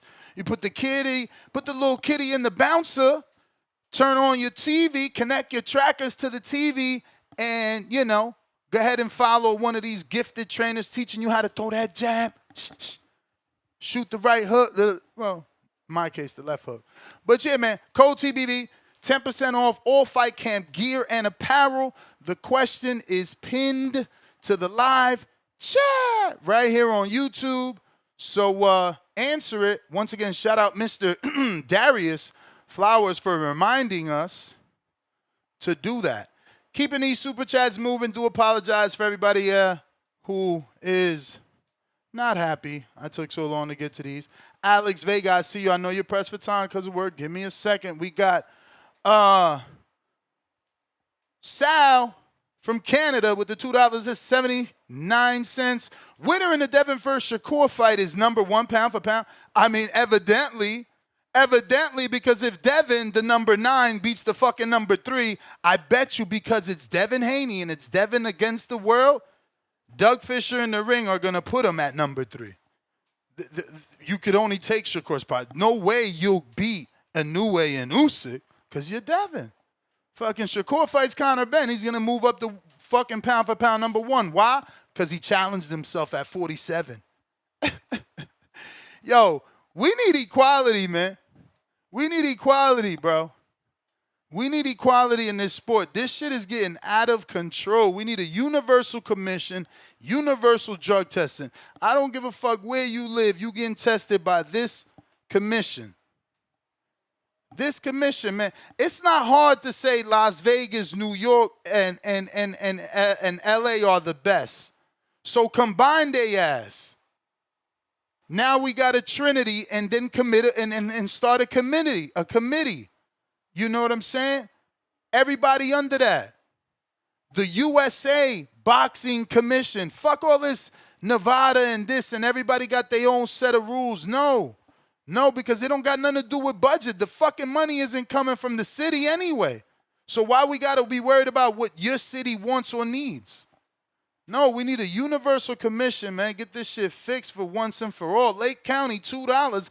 Bo Rogers, shut up. Tank is the pound for pound IPV champion.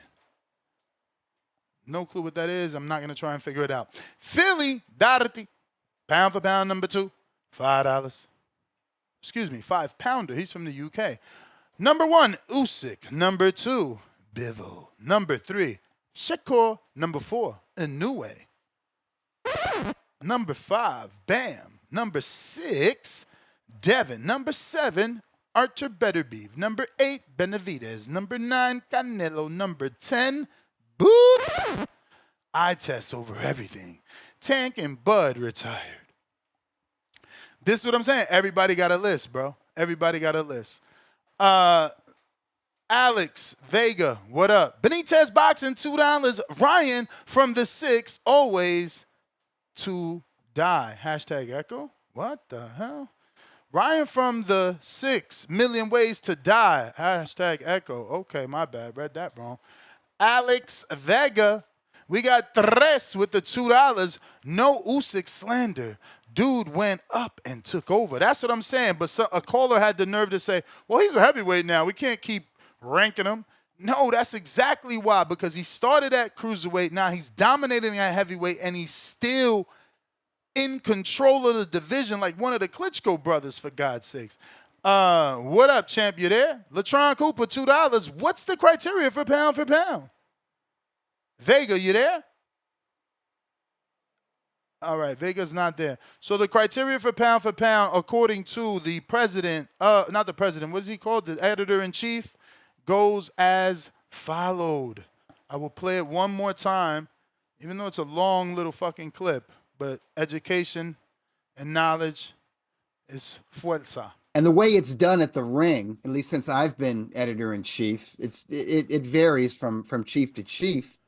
And remember, we're talking about the rings pound for pound, so that's why it matters. But I do it 100% democratically. We all vote on it. We vote, yeah. Somebody will. It's the same thing with the women's rating panel.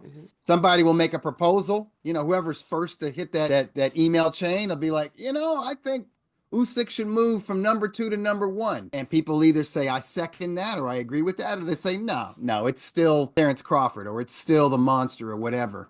And then you just count the votes. And that's how it's done with the divisional rankings. But with pound for pound, the difference with the pound for pound is, I think the criteria differs from panel member to panel member. Because I do think there are panel members who are more eye test, or they're thinking more with that whole mythological, well, let's pretend there is no weight. Can Usyk beat Terrence Crawford? And they just play this little video game in their mind. You know what I mean? Which I don't really go for. I like there to be real criteria. To include, who have you fought? Because that's when we really get to see who you are as a fighter. That's how we display. So then that's a great point then.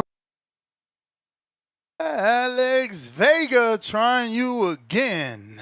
And that is the editor-in-chief of Ring Magazine telling you how they do their rankings over at Ring Magazine. Vega. You hear me? We hear you. All right. Hello. Yeah, good morning. Good afternoon to some. Appreciate the topic. Shout out to the chat. Yeah, man, it's always an interesting debate when it comes to this, because it's not that just it's opinionated. It's that there really isn't a agreed upon criteria. People can tell you the history from how they've ranked people to the pound for pound to we don't put heavyweights. Why do we have to make it so complicated? Like, why can't we just say pound for pound list? It's a name of who's the 10 best fighters. We don't have to say if this guy was that size, or if he was if he did 14 weight classes. If you think this guy is the best fighter over this guy, and then you're able to give reasons, technical reasons, if you want to add accolades, if you want to add strength of schedule, I think all that should matter. It's not just, well, this guy's a 4-weight champion and he's knocked out his last 5 opponents. Okay, that's great. That's definitely something to consider. Who did he knock out? Well, I don't know the guy's name. Like, I mean, really, can people name Junto's off the top of their head, Junto's last 3 opponents? No, nobody? Nobody can do that in 10 seconds? I didn't think so. But you can name Shakur's, right? We can do that. So I think that's what we come across, especially with being Americans. There's always going to be a focus on the American fighters. If you ask some guy in the UK, they're going to hold Europeans at a higher value than maybe some other regions of the world. So I think that is the biggest thing that I've noticed. There isn't a set criteria that is universal. You said that word earlier. That's a great word. It's not something that everyone agrees upon. And then it's, okay, so we have sanctioning bodies have their divisional rankings. The ring has their divisional rankings. Okay, so what qualifies these people to go ahead and be on these panels? Sanctioning bodies, they get chosen, basically. If they like you, okay, cool. You've been in my box and I've seen you around. I like you, bam. The ring, I'm sure there's people that are in the Hall of Fame on there.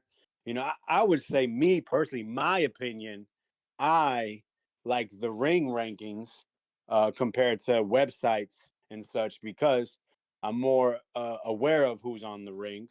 Those are people that have been around, that I've seen report, that I've seen their opinions and such. Well, compared to these websites, it's faceless people, or, I had to look them up and see exactly who they are. So, at the end of the day, let's just simplify it. Do I think Shakur is the third best fighter? What's my criteria? Obviously, what I see.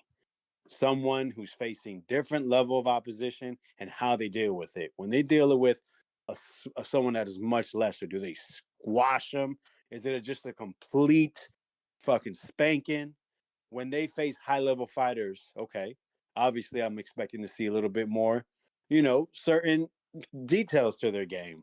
A pressure fighter, how do they deal with? Are they dealing with a guy that's bigger than them, that's a pressure fighter a certain way and handling them? A bigger guy that can box a certain way. So focusing on Shakur, have we seen enough from him to say he's better? He is better or deserves to be ranked higher than Bam Rodriguez, Dimitri Bivol, Artur Beterbiev?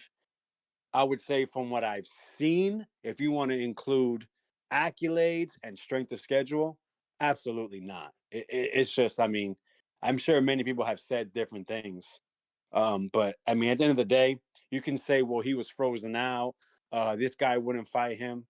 That all could be true. But at the end of the day, if you are, let's go to another sport, NBA, right? If one of your star player gets hurt, right? Let's say in the playoffs, first round of playoffs, you guys are up 2-0 and you lose, you get swept 4-2. Am I going to say, well, that championship is not is is that championship now tainted? Whoever won the championship because a player got hurt? No. Or he just didn't play the series at all. Oh, they would have won if they had LeBron or if they had Anthony Edwards. No, that's not how it goes.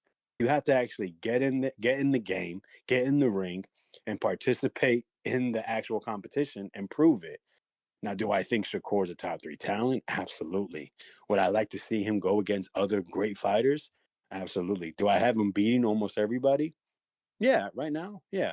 But is that also a prisoner of the moment? In 6 months, right? Let's say none of these guys fight. Are we still going to believe Shakur's number 3? Or let's say Bam goes in up another weight class, knocks out a Christian Medina. You don't even know who that is, right? Knocks him out, and that's another division. So now he just jumps him. Or Inoue moves up another weight class and knocks the guy out. Does he just jump Usyk? You're going to see it because we are prisoners of the moment. So what am I saying all this for?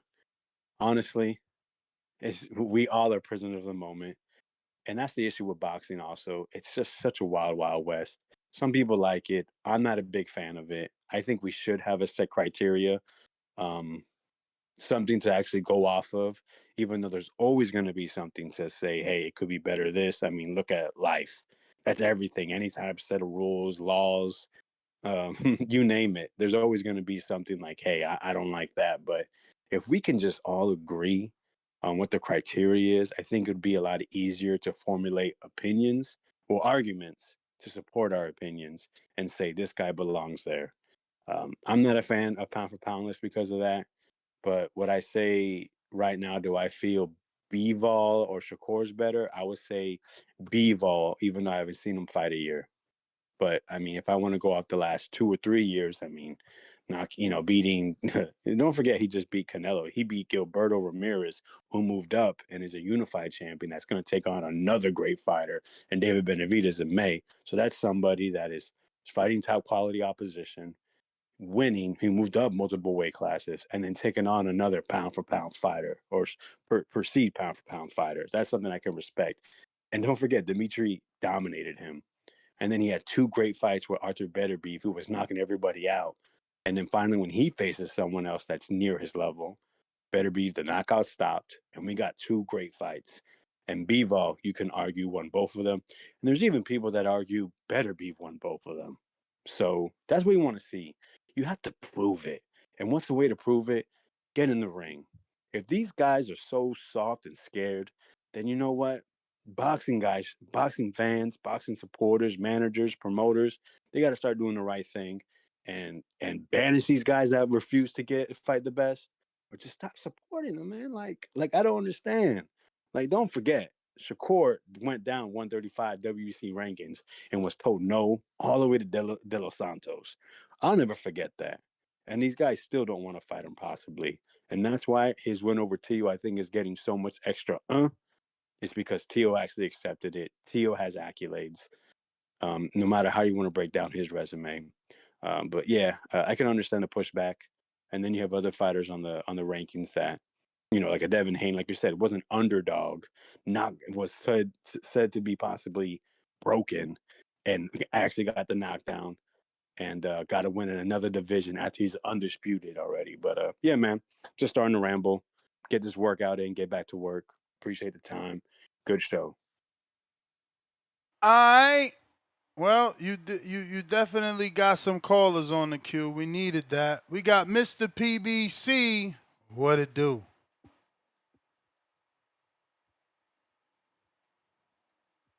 Yo, can you hear me? Yeah. Yeah, man, shout out to the winner's circle. It's very big. Shout out to Shakur doing what he had to do. They put him in this position. He didn't put himself physically with a notepad or nothing. They did it. They believe that, and I respect it. I'm a Bibble fan more than anybody who's been calling in, and I think it's fair. Bibble's been out for a little bit. He's gonna get back in there. Shout out to Canelo. He's been out for a lot of bit, and he always gets back in there with number one. So, with the injuries and stuff like that. And shout out to the fans who used to be Canelo fans. Now they know when they see a Bivol versus Canelo, it's time to go cut the grass. It's time to go, let's go get some groceries. Let's go catch a movie. Let's not watch that fight, though. Ain't that right, Ness? Not watch a Bivol fight? No, Bivol versus Canelo. When you know what's going to happen, right? I don't know what you mean. No. If the Bivol versus Canelo happens again, you know what's going to happen, right? Oh, you saying if they have a Oh, rematch? Yeah. I mean, The question Bivol can should be be the answered or it favorite. cannot be. Bivol should be the favorite if The he's question good. could be answered or it cannot be. So I think you chose the cannot be answered. So, I mean, yeah, I man. don't Shout out get to what Shakur. you're a No, I 175 pounder asked you a and you still simple talking question. about a 168 pounder. No, he can go to And that's the 168. sad part. That's the sad part, right? See, that's the sad part. You Because can't answer while my that's question. his biggest win, he still got And you want to skipped talk over over me by because Shakur. you had Canelo and you looking crazy now that you got to do all these weigh-in looks. I, You had Canelo. I don't have to look crazy because you Okay, don't but get like I him. You said, man, don't get him you always didn't right. answer my question. When that fight happens, you know who's going to Your win that fight. question's irrelevant to the topic, bro. It's like you're a Okay, suicide Bivol you're right. bomber. No, I'm not. I'm just keeping it real And with at you. least if My you were bad gonna for you die not for doing it him, for me. die for why he deserves to be above I didn't have Shakur. to. I'm not dying for nobody. Sound like it. I agree that he should be Take under. the He's been vest out for. off. Hey man, take the headband off. Oh, you already did. Hey, but man, at the end of the day, these guys are doing what they got to do. You got to stay in the rankings a little bit. You gotta keep on fighting the best. I'm okay with Shakur saying he want to fight Conor Ben because there's a lot of fighters who came up from 140 who took catch weights. So I mean, why not? So we could get a little warm up before the big Super Bowl game. Shout out to the Seahawks. That's my call, man. I didn't mean to offend you. I was just stating facts. My bad. You ain't offend me. What the hell are you talking about? You the one obsessed with that one win. Thank God he got the better beef win. Well, now the Zurdo win too. Bivol again is a good fighter. That's why that ranking being overtaken that way makes zero sense whatsoever. But we got Mr. from the bottom.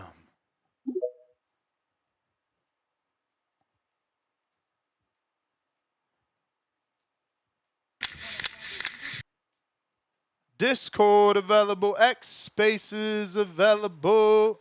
If you're looking to call in now, is You may feel like it's your time, the time. but it's not your time. From the bottom, Yes, Ness, you good? we good, we good. Yeah, do you know when it comes to this topic, yeah, I think Shakur's definitely top 5, but for me, not number 3. And the reason why I say that is I think people keep dismissing what Bivol's actually done. I put Usyk number 1. I put Inoue number 2. I know a lot of people seem to argue with that, but he's a 4-weight world champion, 2-weight undisputed champion. So by default, I'll put him there. For me though, Bivol's number 3, and everyone knows I'm a big Haney fan, but for me, Bivol, he undisputed against another pound for pound fighter. He's only got the one loss to Better Beav as well. And it's the fact that he's got 3 massive wins under his belt. He's got the Zerdo one, he's got the Better Beav one, and he's also got Canelo. And like one of the callers said before, he absolutely dominated Canelo. And for me, Devin Haney is number 4 above Shakur because he's a 3-weight champion, been undisputed, and on that list, on the top 10 pound for pound list, he's the only one that's beat 2 people that were top 10 pound for pounders at the time when he fought them. He beat George Kambosos, who made it to the pound for pound list after beating Tio, and he also beat Lomachenko, who was on the pound for pound list. So, and I'm sure Lomachenko was top 5 at the time when Devin beat him. So, for me, I don't really see how Shakur tops that with just the TO win, but I definitely think it's enough to be top 5. I hear you, champ. How do you feel about that? Man, gonna have to hit that rewind, bro. Right now, everybody's interested in giving their opinion and hearing others. But I like your breakdown for sure, man. Continue to call in. We're gonna keep it moving. We got. I like what you said about Bam as well. Sorry to cut you off, but I like what you said about Bam. I think a lot of people are downplaying what he's done because he's at the lower weight classes, but he's beat some guys that are definitely going to go down in the Hall of Fame. For sure. For sure, for sure. Now you still got you still got a whole 50 seconds if you still got more. No, I'll let you move on, Ness. I just wanted to give my little take. All right, brother. Appreciate it, brother. Mike.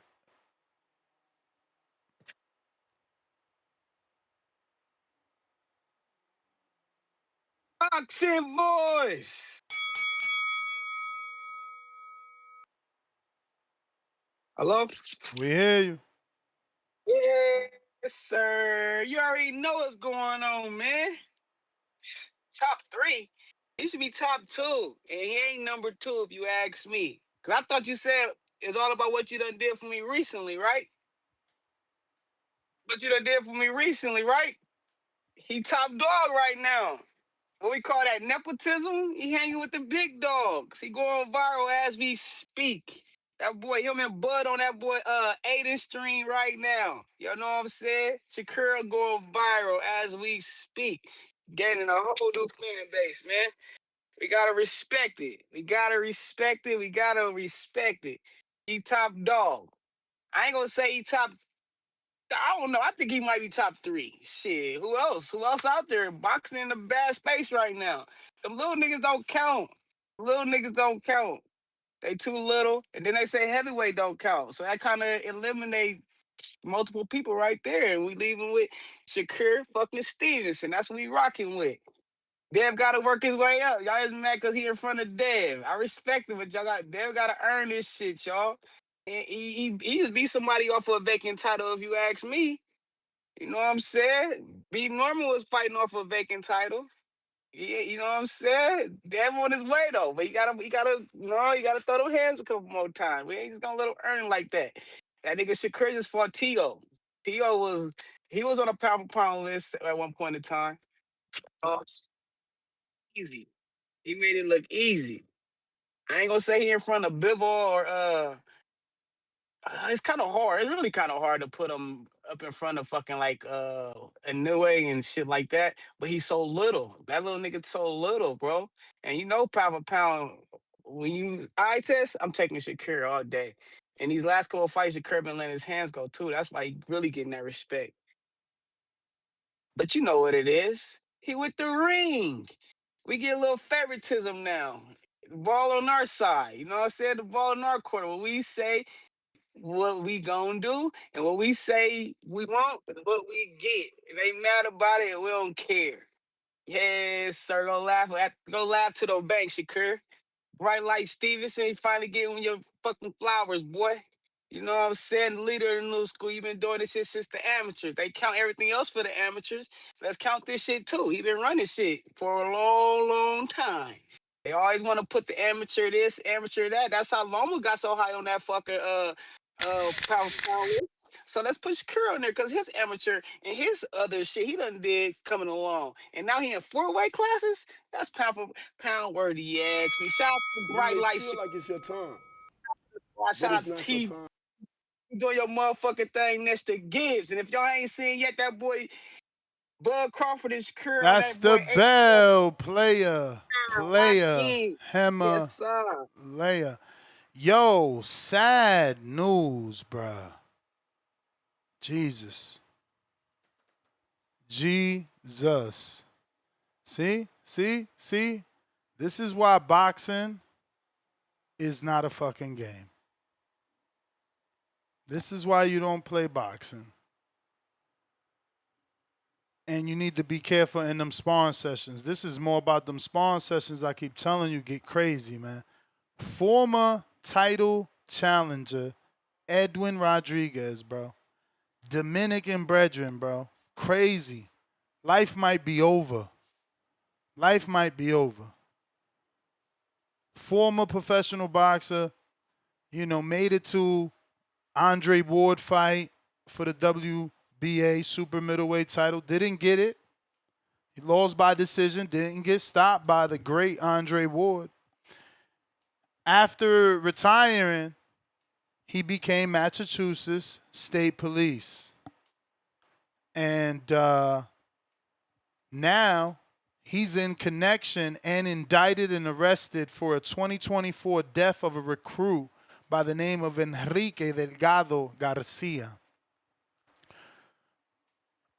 The charges stem from a boxing-related training exercise at MSP Academy in Braintree. Well, Delgado, at 25, suffered severe head injuries, including a concussion from prior unauthorized sparring, followed by a massive brain bleeding during an unsupervised competitive boxing match the next day.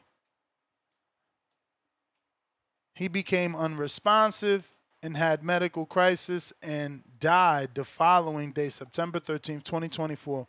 The medical examiner ruled it a homicide. So now, Edwin, state trooper, David Montanez, state trooper, Casey Lamonte, state trooper, all have been indicted and quote-unquote engaged in wanton and reckless acts. They allege that they failed to properly supervise and allowed unauthorized sparring, ignored the concussion-like symptoms in Delgado Garcia, and did not intervene to stop the match despite having control over the exercise. So they're being, because they were the organizers. This is those P. Diddy things I be telling you I don't never want to get involved with. That's why I went to USA Boxing. This is why USA Boxing is so important. These unsanctioned events, you don't have a medical examiner there. You don't have that USA Boxing insurance there to take care of the person. Obviously, they are not under arrest, but will receive summonses for arraignment soon. So, they is indicted, though, so, And I'm sure with Rodriguez's background, having the experience, he's going to be the only boxing guy there. They're going to try and push that blame on him. Like, oh, you should have known. You should have seen the signs. You know how dangerous it is. Crazy. We got to be careful, man.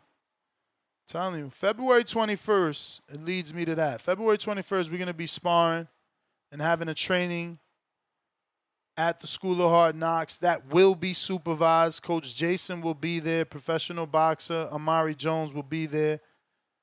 We'll be doing light work, and it'll be according. If you're an elite fighter, you'll get green lit to do your thing and spar at whatever, pace and force you want. But if you a novice, don't be afraid, because we're not gonna put you in there to get your head knocked off and have your family crying. I don't know who was next. So since I don't know who was next, and I see my man Chad there, I'm assuming that's a counterpunch. What up, Chad? Because I see the counter on YouTube. Yeah, I'm back. First of all, the real reason I put the counter in right away when I heard Mike's call. What was the name of that actor? It's Chris something. He was in Tucker? the movie Rock? Yeah, Chris Tucker. Chris Tucker. You never touch a black man radio. That's what he reminds me of, his voice. But Mike, do you realize what? And yes, I'm disappointed that you let Mike say such outlandish shit and don't call him out. Like, did you hear what he said? I know that you sometimes will use the opportunity to, work and stuff, especially when you're by yourself. But he basically said, like, there's no point. I forget his exact quote, but the lighter weights are just nothing to consider for the pound for pound list, is more or less what he said. So, Mike, all I'm asking is, explain that to us, please. Explain it in terms of boxing, Mike, not in terms of I don't know what. Like, how is it different? What are they doing different that the bigger guys, what's the difference, Mike? Is it because it sounds to me like it's some ego-driven thing where it's like, macho bullshit. Like, if it's boxing that we want to watch, how are they different? I'm not understanding it. I need, if people are going to come on here and say that kind of stuff, you better be able to talk about it. And Mike, if you have some credible points, I'll gladly call back and we can go back and forth. It's not an argument or anything. I just legit want to know, why do you feel that way? Let us know.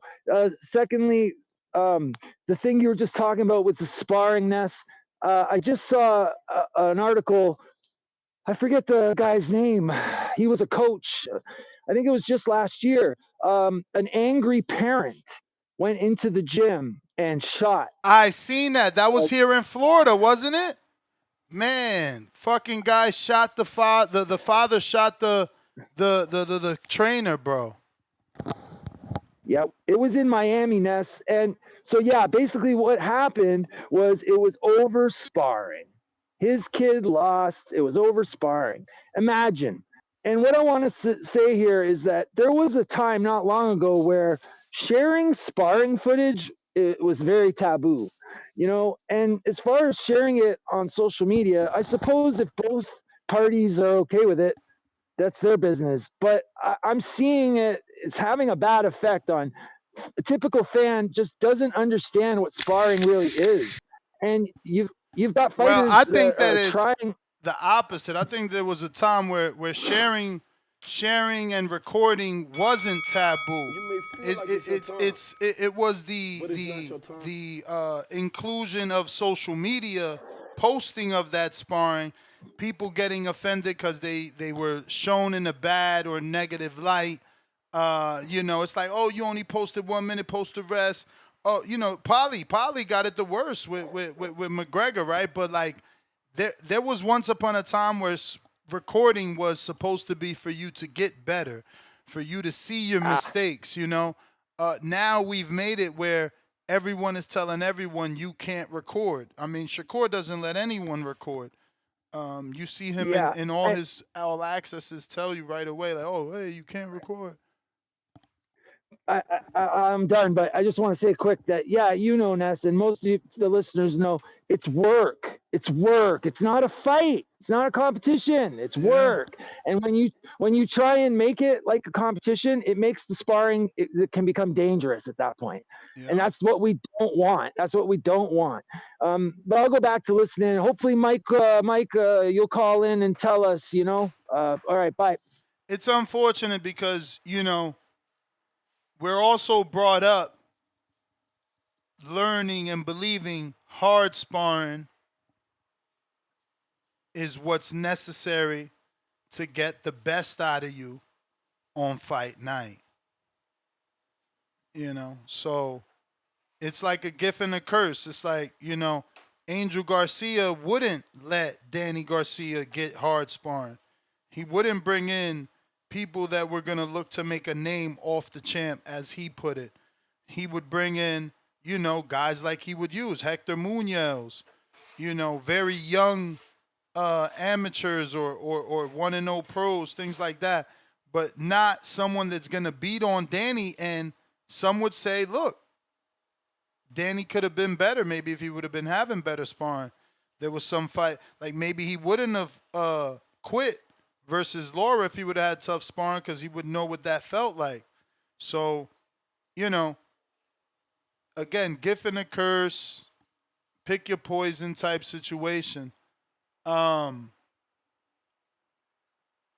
got Tevis Smith with the $5 super chat. He says, everybody said the fight depended on which.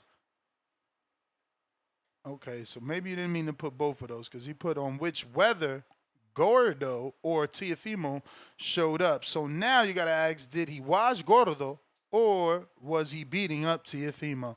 Yeah, I don't know about creating, you know, alter egos. He's not Superman, and he's definitely not Clark Kent. So, you know, look, Shakur got a good win. Tio got a good loss. No harm, no foul, man. Hopefully he's back. Hopefully we could get that Matias fight with Tio now. Both of them off the laws. If Tio don't stay out the ring too long, he is busted up in the eye, so he might need a couple months for that healing. New York Bullet, $5, pound for pound, number one in the chat. Drop that bomb. Shout out round one, boxing glove emoji, boxing glove emoji. God bless you, champ, boxing glove emoji. Salute round one. Prayers still out to him, obviously. Mr. Darius Flowers, pound for pound, number three in the chat, $2. Tio with Robles, money depending on that. Maybe a rematch. Hey, man, if he really goes to Manny Robles and goes over there, doesn't bring Papa. Young Ghost 2.0, member for 11 months on a prospect level. Ness, you would pick Tio over Norman? Man, I don't know. That's still a good fight. I wanted that fight when it was rumored, bro. That's a good fight. Good styles, too. They both there. I don't know. I would probably favor... Ooh, it's tough, right? Because Tio is talented, but that inconsistency, and when he can't figure you out, he just can't figure you out. I don't know. I don't know if he can do what Devin did, because his style isn't Devin's, and his style is more favored to a good bang out with Brian Norman. Then it becomes who's stronger. Is Norman stronger? That's a good little fight still. JB Walker, $2. Do you think David could pass Kerr? Hashtag number three. Not hashtag. He meant number three pound for pound with the Zurdo win. Thinking emoji. I mean, I don't know, bro. Honestly, I don't know, because Zurdo does have a loss to Bivol. So I don't know. He's certainly unified. So he could be perceived better than Tio at the moment, but Tio's done more and more divisions. Like Zurdo, I don't think he ever won that WBO at 68, right? Did he get the full belt? Is he a two-division champ now? Am I wrong? I don't know that he, because, you know, I remember he had some fights with Jesse Hart. Was those for belts? I don't know. Kerry G, number $5, excuse me. Been a minute since I agreed so much with Ness, but host cooking too much today on this one. Turn the stove off, Ness. They done. Amen. Appreciate it. We got 5'8", 11 member for 12 months on a contender level. Usyk, number 1. Inoue, number 2. Bivol, number 3. Bam, number 4. Shakur, number 5. Rich Porter, $2. Ness. What was those Tio and Shakur pay-per-view numbers? Yeah, I don't know where that's coming from, bro. When's the last time y'all remember the Zone giving us pay-per-view numbers? Don't fall for the internet Twitter hype. These dudes are getting checks from Twitter, and they just need the engagement and the impressions to maintain that. There's so many lies on Twitter. I don't know why people do that. I fucking hate that shit, bro. Again, like, I'm blessed, you know, this is my job by accident, right? Like, so it's always been the passion.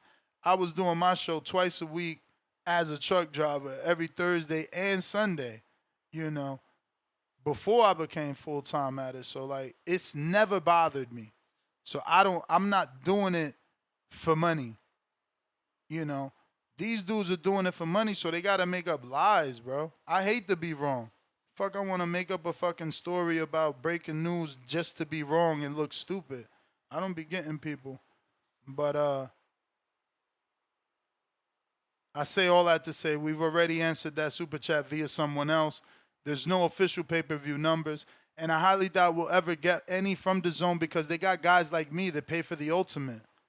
So do they count every Ultimate package as a buy when they're giving it to us at a discounted rate?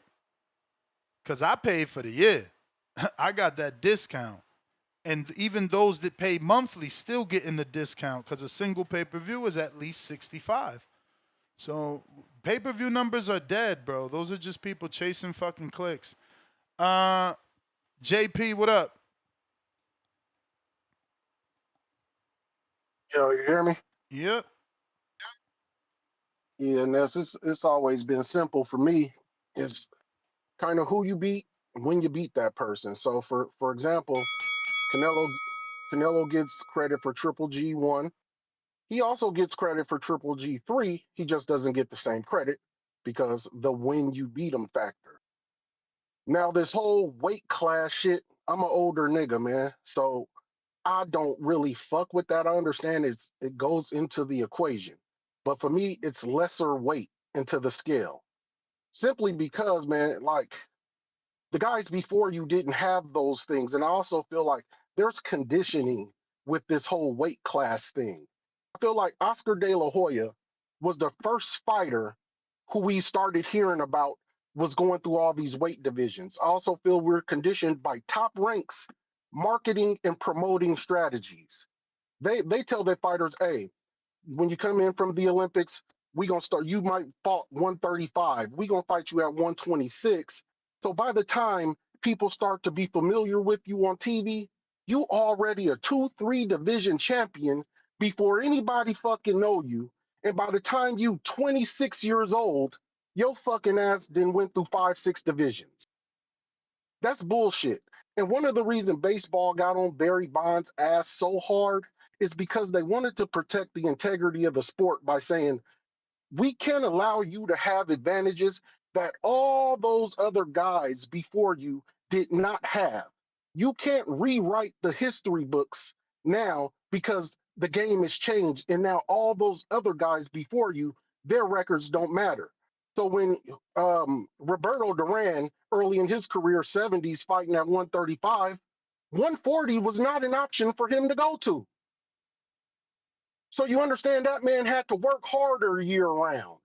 It was no advantage. It was no money. Oh, hey, let's creep up here and go get this little belt off this regular ass nigga at 140 who got a belt. Then we gonna say you a 2 division, then a 3 division, then 4 division. You know, that shit, like I said, man, we ought to be taking another look at these weight classes because these guys are about to start rewriting the history books. And all those guys before them didn't have those champions to take these 4 and 5 pound leaps to get this big old fancy accolade of being another division champion like these guys today will have. So when Shushu goes all the way up to 147 and maybe even 54, that motherfucker will be a sixth division champion. And he'll be better than all the guys with, like, come on, man. We got to put some context on that shit. So who you beat, when you beat them, has always been the adage. That shit started before any of us was talking boxing. That's all I got. All right, You may breaking feel like it's news. your Looks time, like Fabio Wardley but it's not your versus time. Daniel Dubois for the WBO World Heavyweight title is a done deal for May 9th, according to multiple sources. The fight will take place in the UK. Venue is still to be determined. Good fight. Good fight. Tough fight for Wardley. Tough fight for Wardley because Dubois is just a bigger puncher as Wardley is, which is what's really gotten him out of trouble most recently. So, good fight. Good fight. Interesting fight. We'll see how that one plays out. But damn. Yeah, that's a tough fight for Wardley. Tough fight for Wardley. You know, and that's the thing. He doesn't really like to try to outbox anyone, right? So he's gonna be banging with a banger. That's a good fight. I hope they do a decent undercard. I hate when it's just main event worthy, right? Like, you know, and I don't mind doing my live fight chat for the main event, but give me some undercards, bro. I want to see some people scrap, man. Give me some good undercards, but that's a good fight. You know I'm a huge Wardley fan. Player Price, what it do? Tough fight for my boy Wardley. Yo, Yo. order in the sport. That order in the sport. That's what I started thinking when old boy said that shit. Hey man, listen. Ness, to what you said, man. This shit, they doing this shit on purpose, man. They make these lists. They put the people on the panel that they do to make it controversial. They got people over here just to talk about, man. That's just to bring eyes to the sport and or make conversation, I should say, and keep shit alive, make people mad, and because all they need to do, Ness, is put all these fighters and their accolades and they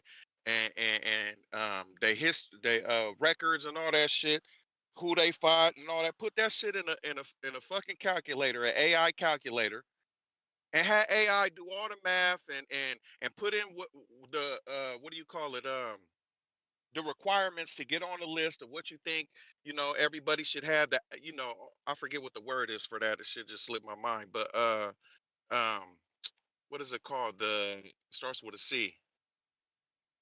The criteria, right? So put that shit in the AI calculator and have that shit spit out a list of 10, doing all the math for you, doing like versus having people with their biased decisions. Like your boy I usually like his calls. He came on here with some weird shit talking about, oh man, it's Devin and it's Shakur and that's just my list.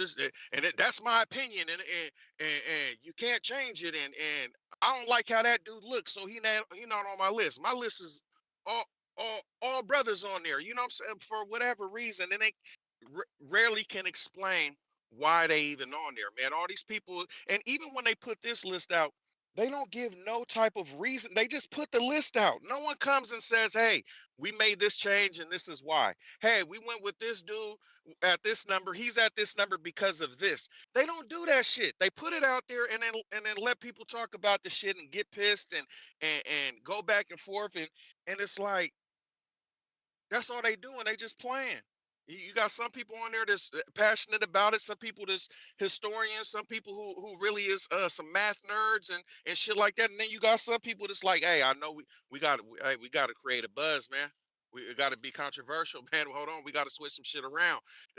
They do that shit on purpose, man. So while we sitting here doing this shit, man, this shit just don't make no sense, man. The shit is not. It's not meant to And be and logical. that's my point. In no sense at all, because when you could be the Canelo who on a pound for pound and a better beef that's on a pound for pound, and you could get dropped, I need to be taught how this works because I don't understand anymore. And they not gonna do it though. That's the problem. And it's funny that everybody pay attention to this list, but like the regular rankings, it's like you see how they do regular rankings, and we be like, hold on, how the fuck this nigga just overnight skip up here just so Mm-hmm. they can fight somebody. So of course this one gonna be some bullshit, man. But we over here really trying to You discuss may it. feel like it's your time, but it's not your We time. really trying to we trying to discuss this shit like it really makes sense, man. Anyway, I'm out, man. Enough said about that. Gone. On the Word. head, boy. Word. Listen, if you're trying to call in, Discord is available. X Spaces also available for anybody looking to voice their opinion. We talking pound for pound list. You know how that goes, man. You know how that goes. We got Bay on Bay. To this day. To this day. Yo. What up? And my man said to this day. Look, man, shout out to the greatest show that was ever made on YouTube, dog, the boxing voice. Shout out to the good brother Nestor Gibbs, of course. And I didn't get a chance to holler at you the last two shows, but shout out to your man, young boy Xander Zayas, for being in the Super Bowl. I know you was happy when you seen that, so salute to Word. you on that. Word. So I'm with this even whole, happier, man. We're gonna restart that bell. I'm hearing they really are targeting Josh Kelly. that's smart. Why you got to do that? You got to get them belts. Yeah. You got to be undisputed. If he end up doing that, he might end up being on the pound for pound. They might throw him at number 10. But with that being said, though, right? Here's the thought about the pound for pound. Nobody asked this question, so I'm gonna ask you: who is the voters that's voting the people on the list? Is my question. Are they ex Say fighters? again. Say again. Who is the voters that are what? Who are the voters that are voting the fighters on the list? Oh, I mean, Doug Fisher, Cynthia Conti. I believe. Ryan O'Hara's on. I think even Sean Zattel might be on that one. I'm not sure if he's on the ring because obviously he's had some things to say. So I'm not sure about Sean, but yeah, it's their editorial staff, right? Like it's their list. Doesn't sound like any fighters to me, or ex fighters. Does it sound like any fighters? It's not fighters. That sounds funny. Like, how can you have a list to say who is the best top 10 fighters and none of them are ex fighters that are judging these fighters that you're putting on the list? Yeah. That sounds funny. I don't know. That's just me. When I see stuff like that, I think funny. Then I think political. Then I think money, because that's what it's normally about. Now, you said about Bivol. One thing I want to ask you about Bivol. The top 3 people that was on that list before Shakur was moved. Well, if you put Bivol at number 3, all 3 of them would be also undisputed, correct? At one time. Yeah. Bivol was undisputed, correct? Yeah. So you make a point about Bivol. Bivol, the people that he fought and he beat, those 3 names that you named, and being undisputed, automatically should put him at number 3. Exactly. But they got Shakur there at number 4 for the money. Shakur got to be there. He got to be in the top 5 for the money, because who would be the other U.S. fighter that's in the top 5? And I'm not even a Shakur fan, but I understand what they're doing. I do. I don't like it, but I understand it. Yeah, man. It's for the money. Passing Bivol when Bivol ain't do nothing but just beat Better Beef and is healing from injury. It just don't make any sense. Nah, it's nuts. It's nuts. But I see the play. And when you line up Shakur's biggest 3 wins with Bivol's biggest 3 wins, it's night and day. It's night and day. It is. Bivol, Bivol up there, man. I can't argue the fact of that. Now with the Inoue, I don't know all the Inoue fights, but I did see him fight my man out of Philly. He beat Cool Boy. He beat the dog shit out of my man. That was bad, man. Like I almost had shed a tear for Philly, dog. That was You may feel like it's bad. your time, Shout out, man. Salute. but it's not your time. Salute. Discord available. X Space is available if you're looking to call in. We're talking boxing. Don't forget, if you actually box and you joining our border wars, we linking up on the 21st. That's 11 days from now. We will be in Castleberry, Florida at the School of Hard Knocks. We're going to get a feel for the gym. I'm going to see where I'm going to put my desk, do my commentating. The fellas going to be getting their sparring in, getting some pad work in.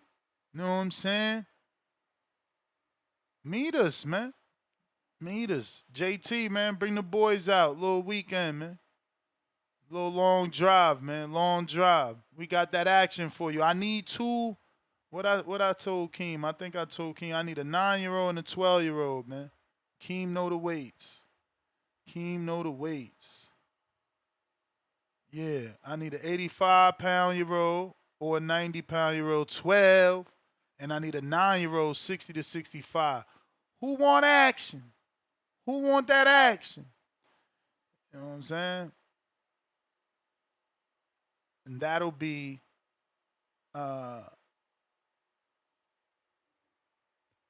February 21st, Saturday, 12 p.m. No fee if you coming in under the TBV banner. Shout out to the coach for that, because he definitely could have charged y'all a little day pass, you know what I'm saying? But feel free to donate $5, $10 at least, you know what I mean? Or bring a case of water, you know what I'm saying? Bring a case of water, you know? Do something for the gym. We got Big Dog special feature.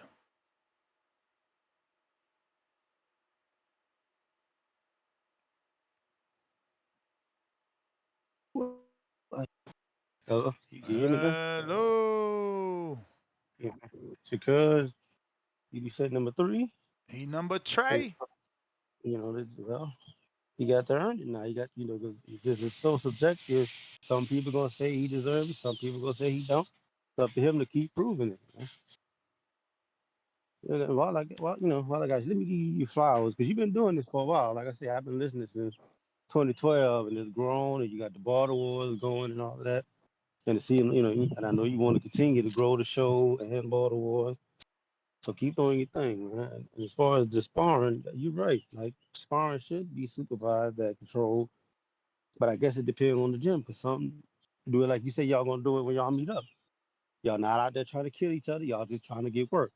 And some gyms they don't do it that way. We saw the footage from Floyd gym where he got these guys sparring 5 minutes and they fighting like it's a real fight, and or they just sparring till somebody quit.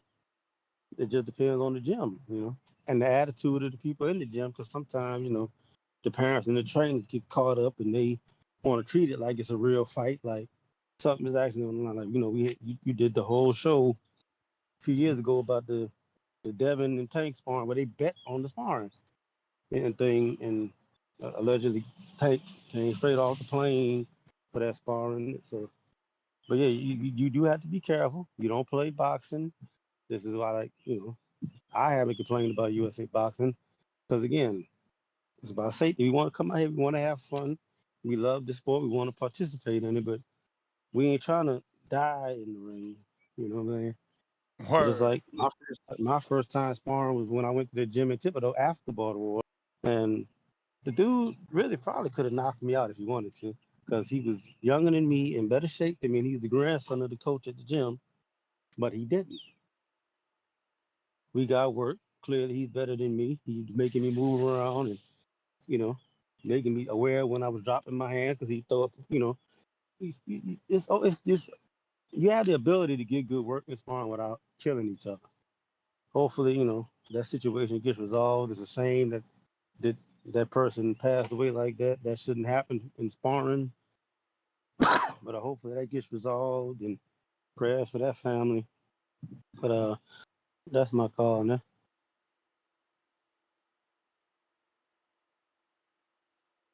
All right, Jerome. Appreciate you. We got, oh shit, Sean Haney with another win.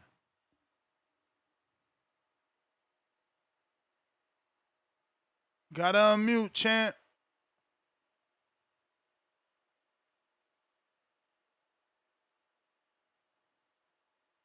Maybe you didn't mean to request to speak. All good.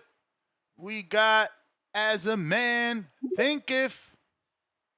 But congratulations on the win, champ.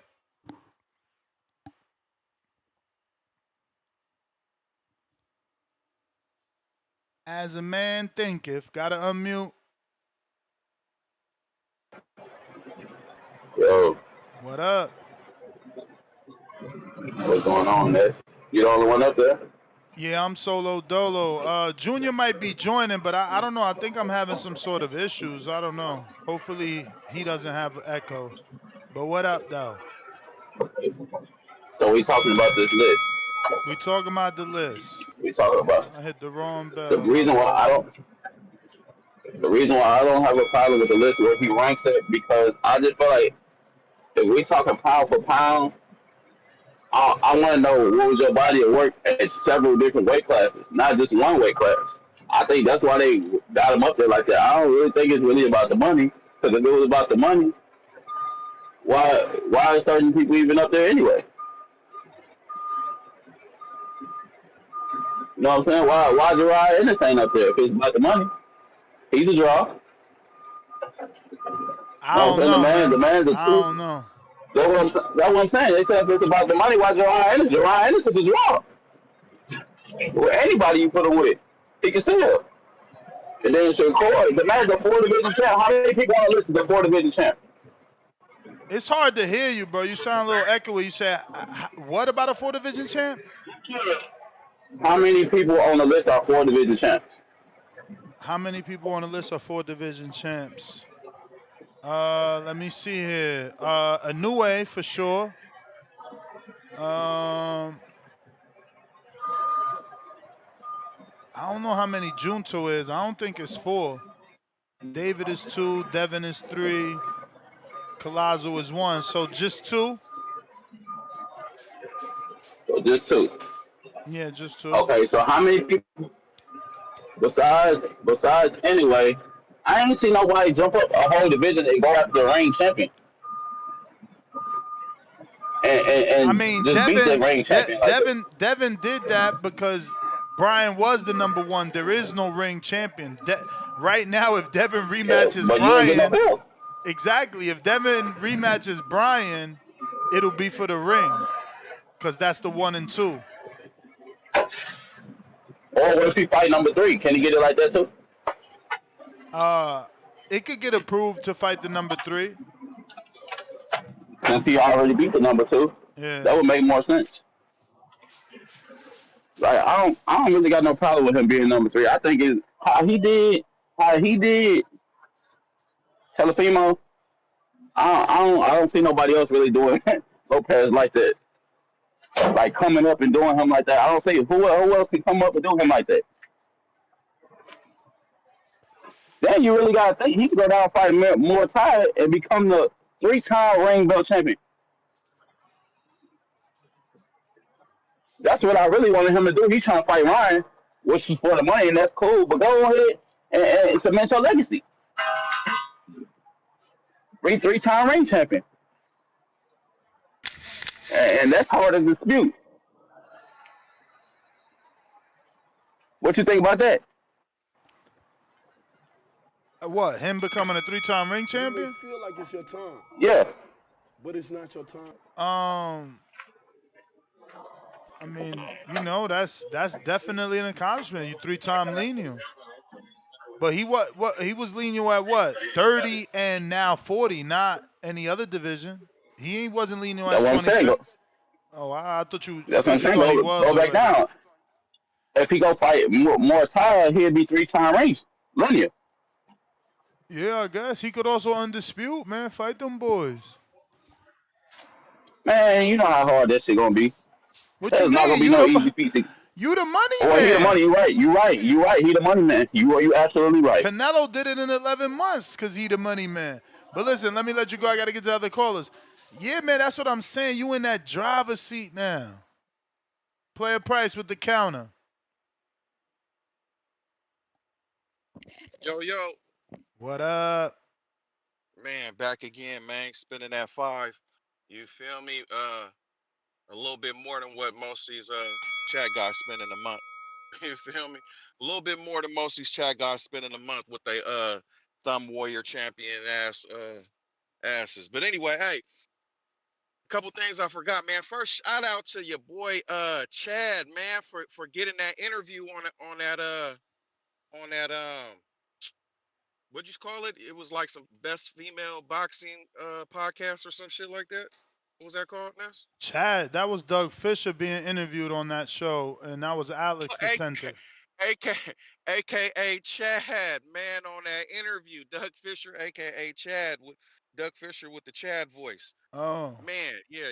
He's a little late. yeah. Hey, but look, Over the head. yeah, over the head. Hey, but check it out. I did want to say this. Dude just kind of bring it up, called before me talking about, oh yeah, if it was going off the eye test, then Boots would be number one, right? If they doing these fucking oh well, if this fighter and this fighter was the same size, then like Boots without any fucking belts or anything, he just gonna whoop everybody ass and everybody mind, right? Because they even put him over Crawford, right? Over Haney, all that type of shit. Anyway, that leads me to say, man, that shit is bullshit. You're like, and a lot of people they bring these young dudes up in their head. Oh well, if he had his power at a middleweight, super middleweight, then bruh, what the? But no one ever say, oh, what if he had his speed as a super lightweight though? No one do that math though. You know what I'm saying? It's crazy, man. It's like, and then you guys are putting it on there, knowing that the weight don't carry, but you just automatically gonna put him in that weight class and say he gonna beat this person, man.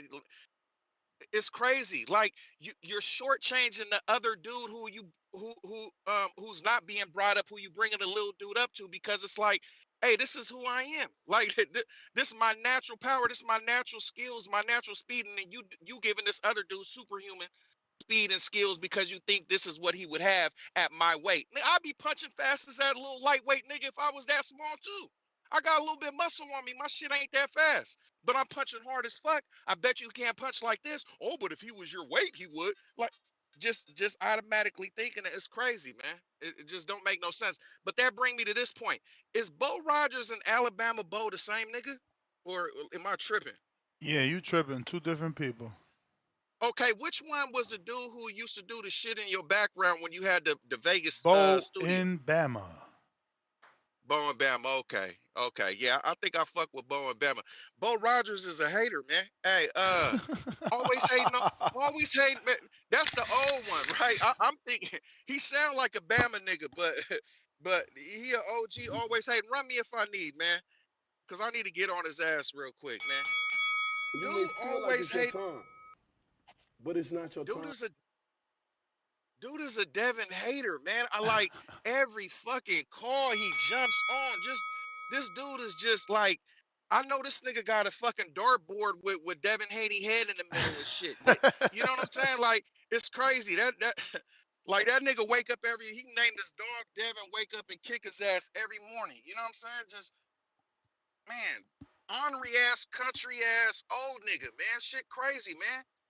Hateful, man. One of them, you know how them old motherfuckers be hella just like cranky and shit? Man, this nigga can't, he be throwing shit at the TV and shit, throwing the remote when Devin fight, man. Or especially when he win. It's crazy, man. But anyway, dude, man, hey, listen, bruh, with this, oh well, take the hydration. Hey, Ness, don't you respect the belts? They should all fight in their own. Man, listen, you need to look at this shit, bruh.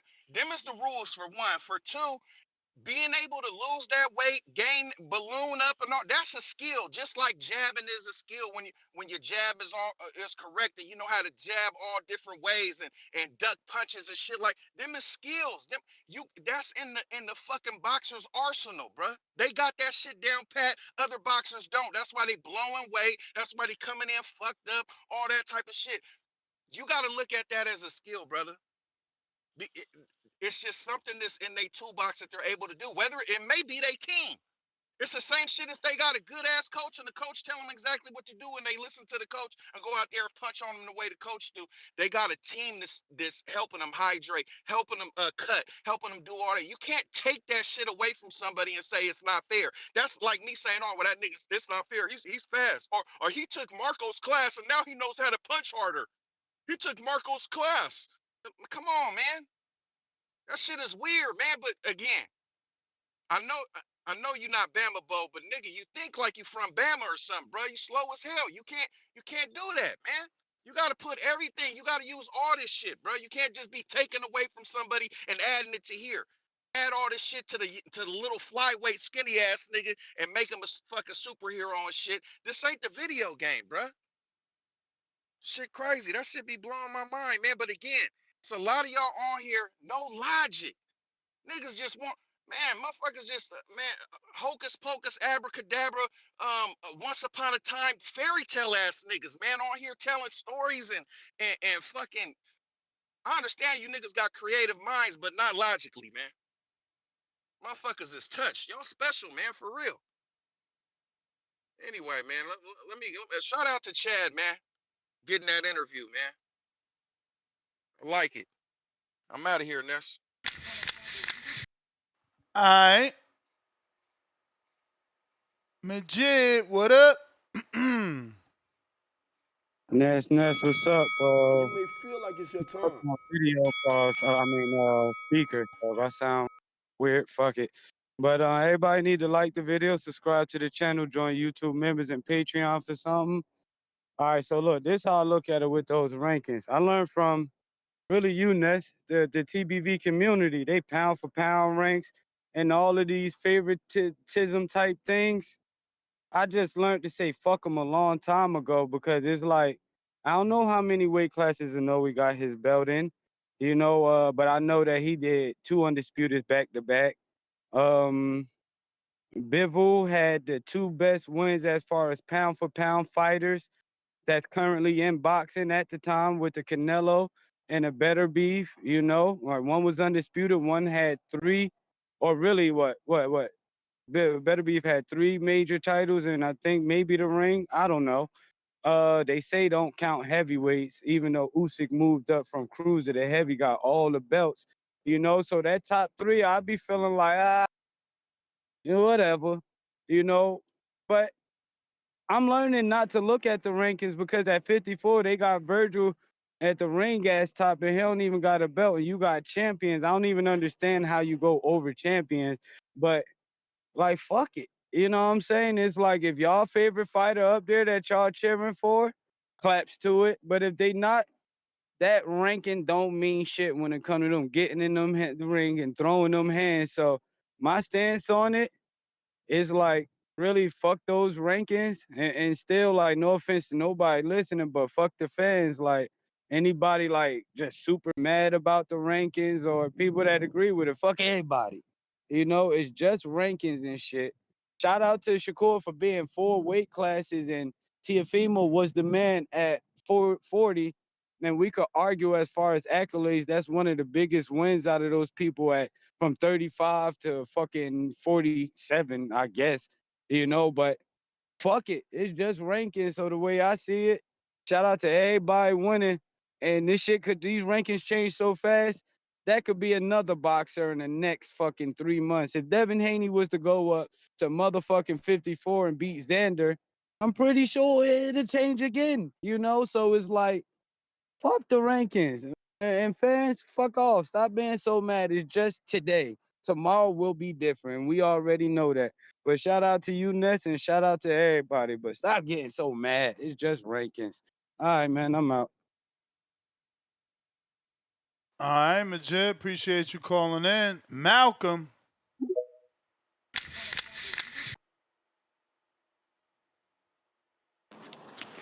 Mr. Gibbs, good morning.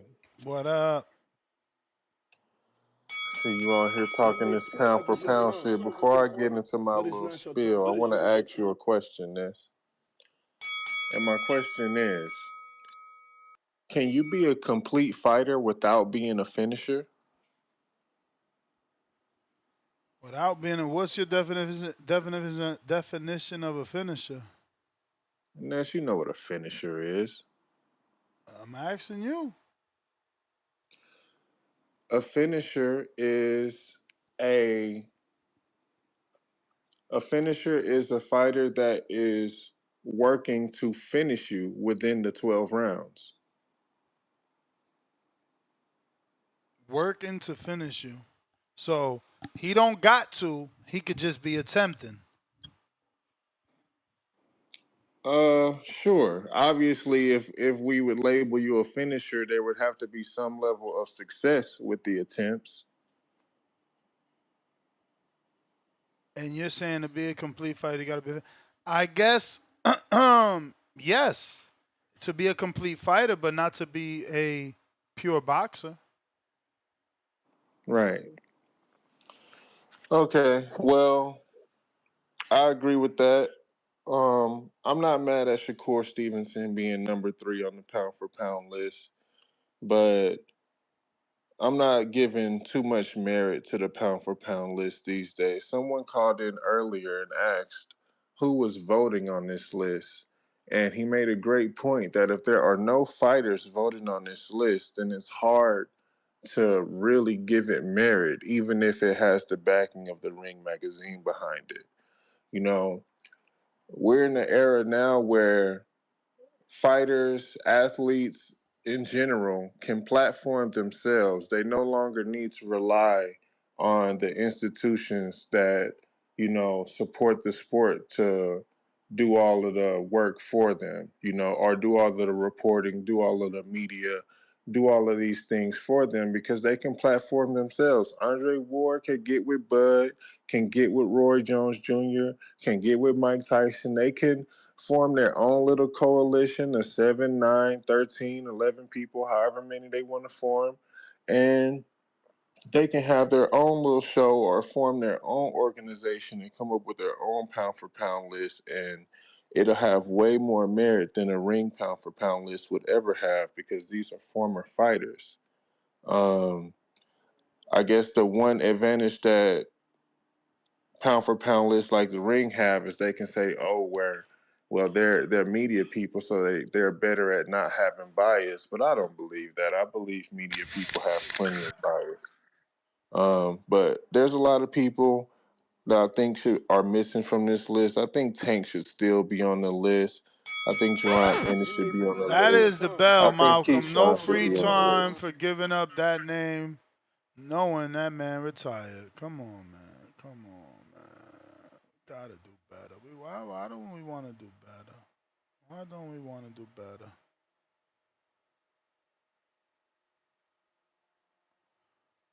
Phone lines are open if you're trying to call in. Discord available. X Spaces available. Nike. Hendrix. Yo, you got me there? Yep. Shouts out to the boxing voice, man. Who all on with you? Solo.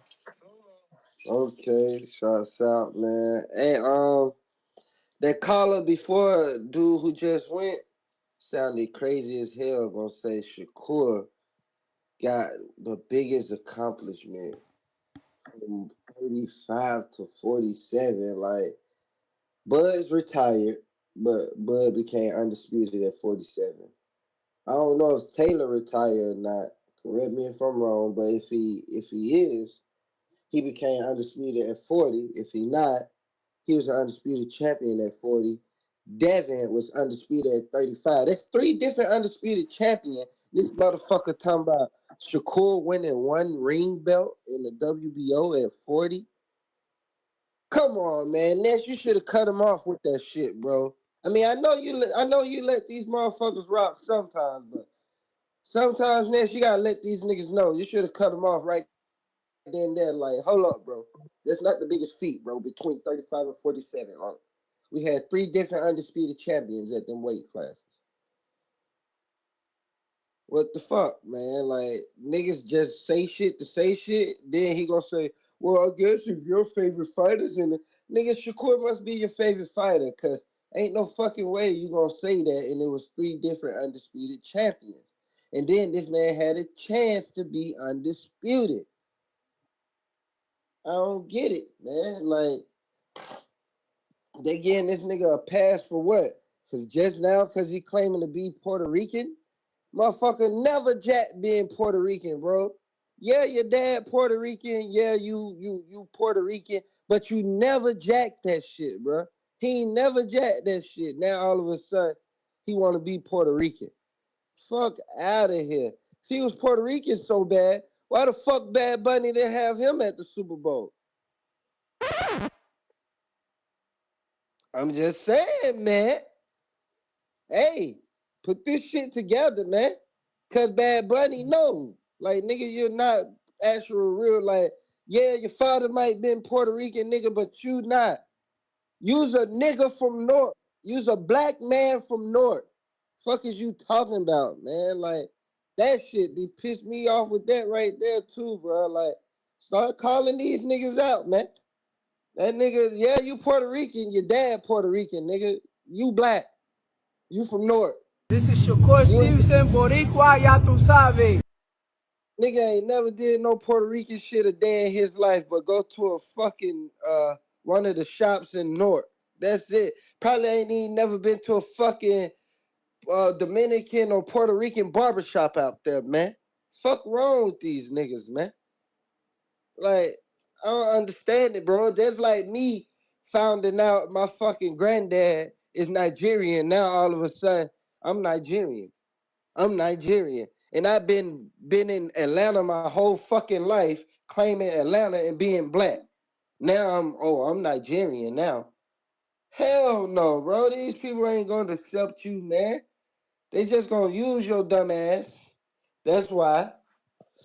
And then after they use you, then after they done with your ass, they're like, yeah, man, that nigga was never Puerto Rican, man. That nigga black. You know what I'm saying? That's just like the Muslims with Malcolm X. Even though they goddamn used him for the time being, they like, man, this nigga was never a real Muslim. This a black nigga from Harlem, man.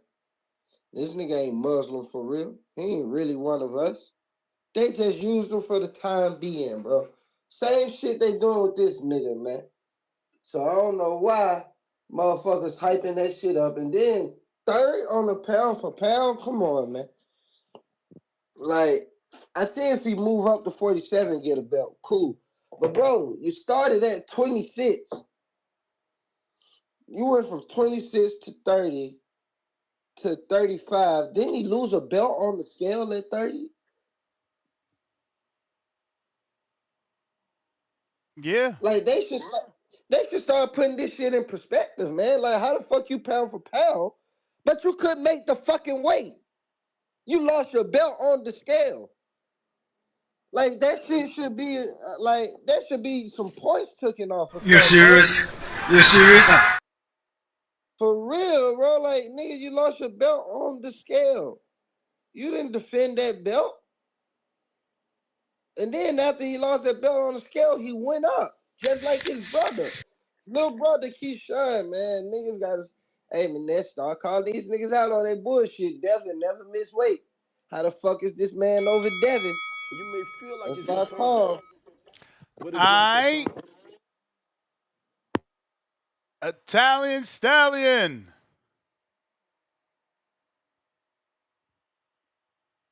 Yo, it's Yo, goodness. what up? Shout out to that last caller. Man, that'd be fucking dying. Hating on Shakur big time. That's crazy work. But now I've seen that they put him at number 3 on the ring pound for pound, yeah? On the ring pound for pound, yeah? Yep. This is the way I look at pound for pound ranking. Obviously there's resume, there's accomplishments and all that. To me, the way you evaluate it is if all of the fighters on that list, that top 10, were the same size, who would win? Who would win? Who would beat Shakur? For me, it's between Shakur and Usyk. If think about that top 10 list, right? If they were all the same size, pound for pound, who do you think would be the top? Do you get what I mean, Ness? Say again? I'm saying, like, on that top 10 pound for pound list, yeah? Yeah. The way I think you should analyze it is by saying if they were all the same size, right? Who do you think would be undefeated at all then? Who would be at the top? Like if Shakur was the size of Usyk, do you think Shakur would beat Usyk? That's the subjective part of this sport, bro. It's hard to even Yeah, say. it's like how do you? It's like, are you looking at who would actually win the fight? Or are we looking at? Because in my opinion, after that performance, Shakur, I think top three is reasonable. If he goes to 47 and takes a and becomes a 5-time, I think you can make a case for him as top number one or top two. But I don't know how people are hating on him, man. Like he's what 28 years old, four division already, and no one has even come close to like Usyk's number one, yeah. But at least Usyk's resume is crazy, but his fights have been like wars. You know what I'm saying? Where Shakur's barely even been touched. He's barely got a scratch on him. So I don't know. But what do you think, Ness? Do you think number three is reasonable? Yeah, I don't think that he should be above Bivol. I mean, that's true. Bivol's got that Canelo and that better beef. And the Zurdo win. But do you what about Dev, man? Do What you about think him? I think Dev should be higher than Shakur, to be honest. I think Undisputed, Devin. three I think divisions. Devin should be He's got a higher better than resume. number 9 for sure. But Yeah, I mean, number nine is crazy work. But yeah, obviously, like you said, it's subjective, man. But is there any what's the talk at 47? Did you hear about Ortiz and Boots? Is that getting made, or what's the go with that fight? I that's heard that that's that's the basically a word. done deal. That's the word. They're supposed to be doing it. You may feel like it's your Damn, time. that's gonna This be crazy. Stand your finalizing it ground. for this Boots gonna Friday, smoke I that boy. think. We'll see though, man. I'm not getting excited again. Yeah, that's true. But yeah, shout out Ness, appreciate that. All right. Allen Day Senior.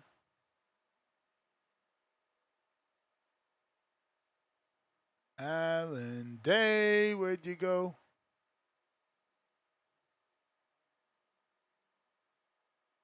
Allen, what the hell? All right, Majid. Oh, there goes. I guess Majid got a counter. Ness, what up? I sent that shit to you, Zell. All right. That weird ass caller calling me.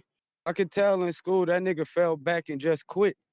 Because I just basically said, fuck the motherfucking rankings because I don't believe in them. And I used them motherfucking Virgil Ortiz as the example. How the fuck is he number one and he the champion? So the dumbass that thought that he should call me back or whatever, like, how much money from this fucking dumbass community do you gotta win? When Usyk was coming up, I told everybody he ain't losing against nobody. Even after he beat the big dogs in the rematch, they still picked Usyk.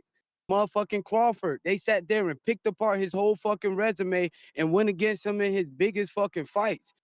So I say fuck the rankings because most of these fucking fans are casuals and they need a fucking name fighter to hold on to fucking drive through the sport. They don't like the fucking sport entirely. You know what I'm saying? Shakur jumping up from 140, then he want to go back down to 135 or do 170. Whoever don't clear out the fucking weight classes to me, they ain't no Usyk or no Inoue or no motherfucking Bivol.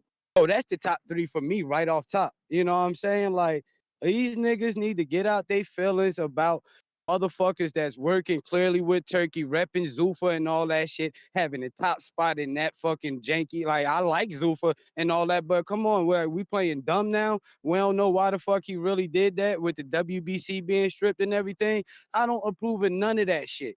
You know what I'm saying? But these fighters coming on here trying to boost they dudes up to get a number one spot on a fucking bias chart. Wake the fuck up. Don't attack me. Attack the motherfucking Ring magazine for they bias ass fucking thing because Shakur ranking could be a problem just like Virgil should be a problem. You know what I'm saying? Shout out to Bivol. Shout out to motherfucking Inoue and Usyk. Those my top three. Is Shakur my best fighter? Yeah, because I'm going to take all these stupid motherfuckers' money again every time they think they lose because they hate how he tie his shoe. But that's all I got, Ness. And shout out to you for getting an extra $5, for me to just tell the fans that they don't know shit. And that dude dumb as fuck. Go back and get your GED at minimum. But that's all I got. Alrighty then. Alrighty then. Allen Day Senior. Hold on, Senior. Let me see if this is going to work. We might not. It might not work. Junior. Let's see here. Junior, what up? What's up? Thanks for your patience, Mr. Ness. Yeah, so it's not you, it's me. I don't know what I did, but it seems that I messed up my settings and my co-hosts are echoing. So let me double check because I do see it coming through 2 channels, but we got to confirm with the chat if your voice is echoing. If so, I'm gonna have to rock out with you. Okay, they said Junior's clear. Echo back. Damn, echo, echo. All right, try one more time just for good keeping. Okay. How does it sound now? Yeah, in my opinion, let me see something. Hold on. Do it now. Yeah, I don't hear you. All right, so fuck, man.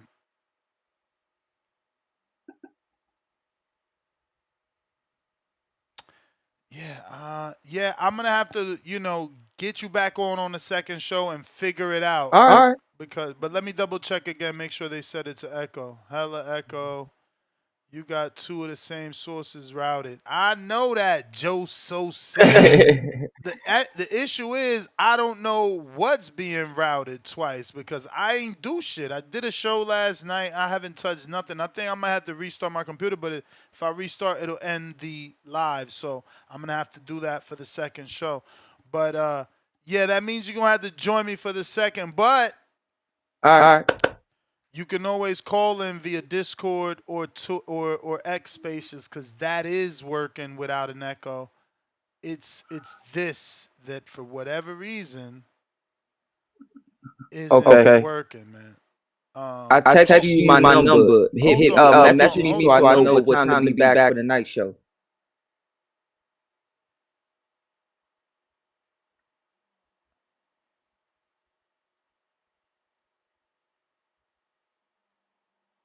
Yo, do you hear me? Yeah, I can hear you. Okay, but you see, that is not working, bro. Don't worry, we're gonna figure it out. All right, let me try this.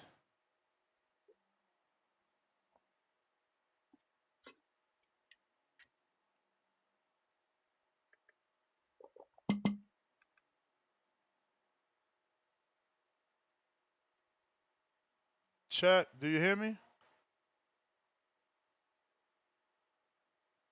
You there, Junior? Yep, I'm here. Wait, say it again. Yep, I'm here. It's still doing it. I don't know what it is, bro. Honestly,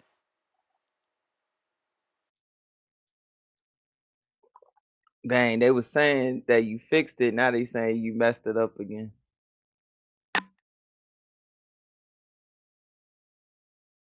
Junior, do you hear me? Junior, do you hear me? Yes, now I can hear you. All right, let me see if they hear an echo with you now. Good now, you good now, steam down, damn, it was fixed. It's good now, straight, it's clear, it's good. Fixed, keep it, damn, it's fixed. Somebody said, damn, it's good.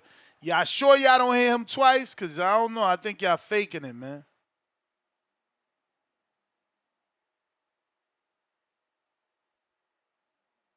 All right, you got to talk for them to know.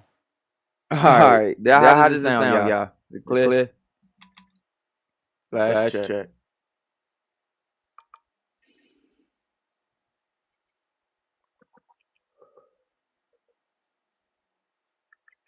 So what did the chat say? Because this is, all right, it says we good.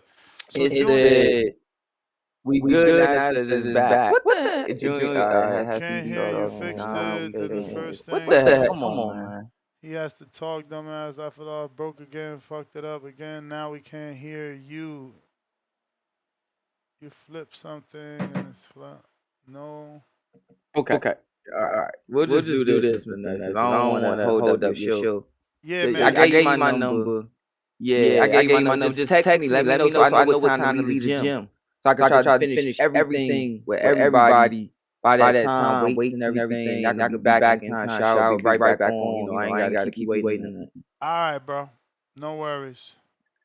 Yes, sir. As always. Hopefully y'all still hear me. I don't know. Is there an echo with just me? Let me know. Hello? Y'all hear me? Y'all hear me? We had it. We were this close. You had it, Ness. Ness, you breaking at work. You didn't check. Boxing guys. Okay, Coco can't fix. Let me see. Maybe y'all don't even hear me.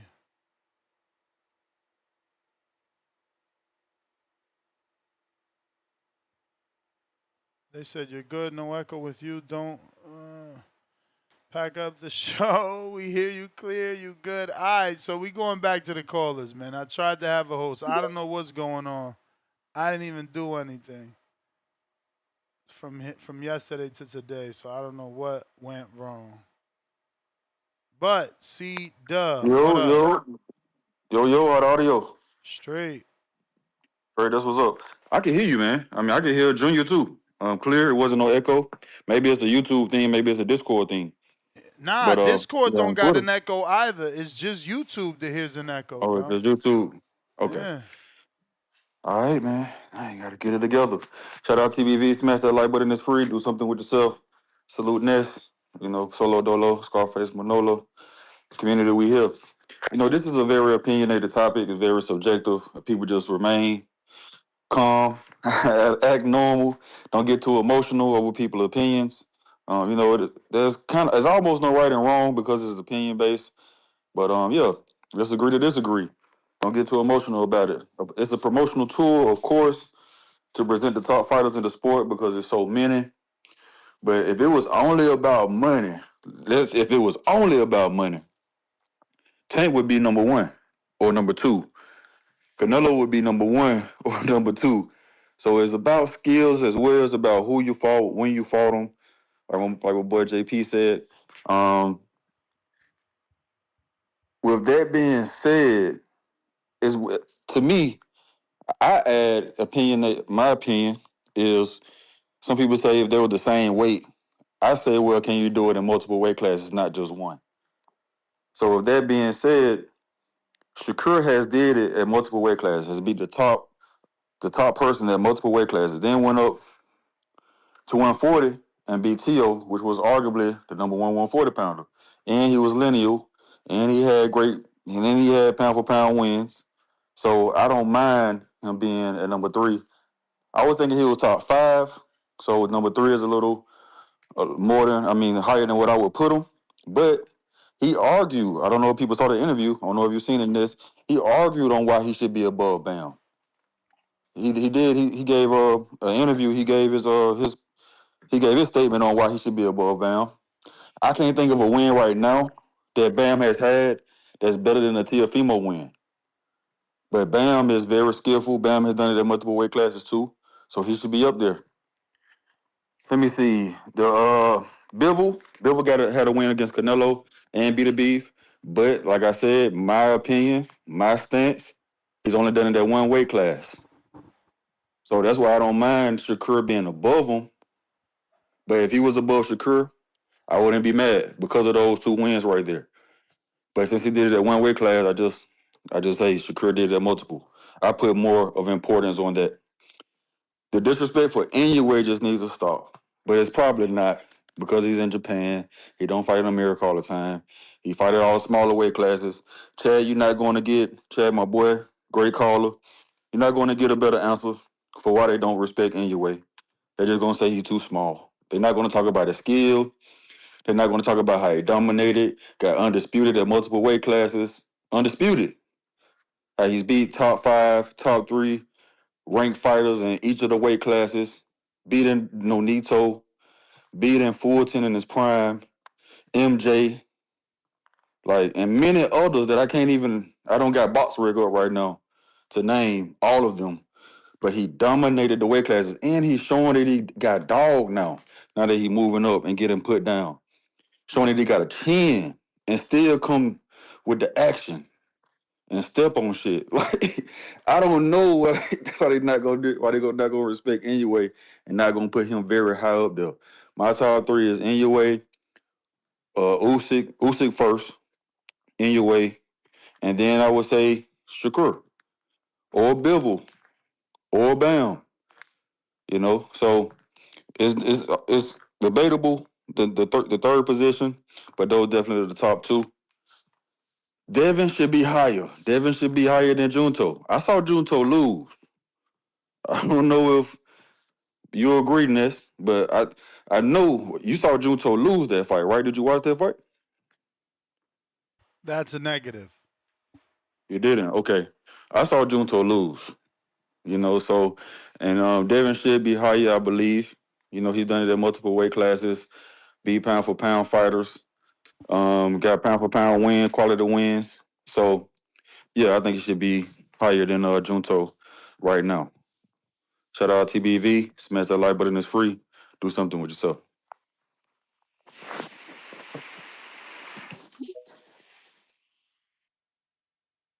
Corner store ride.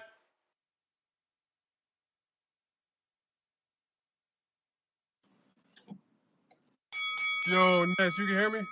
We hear you. Yo, Yo, we hear you. hold on, man.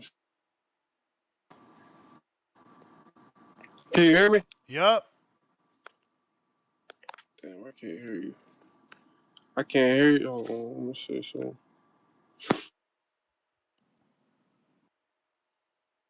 JLA.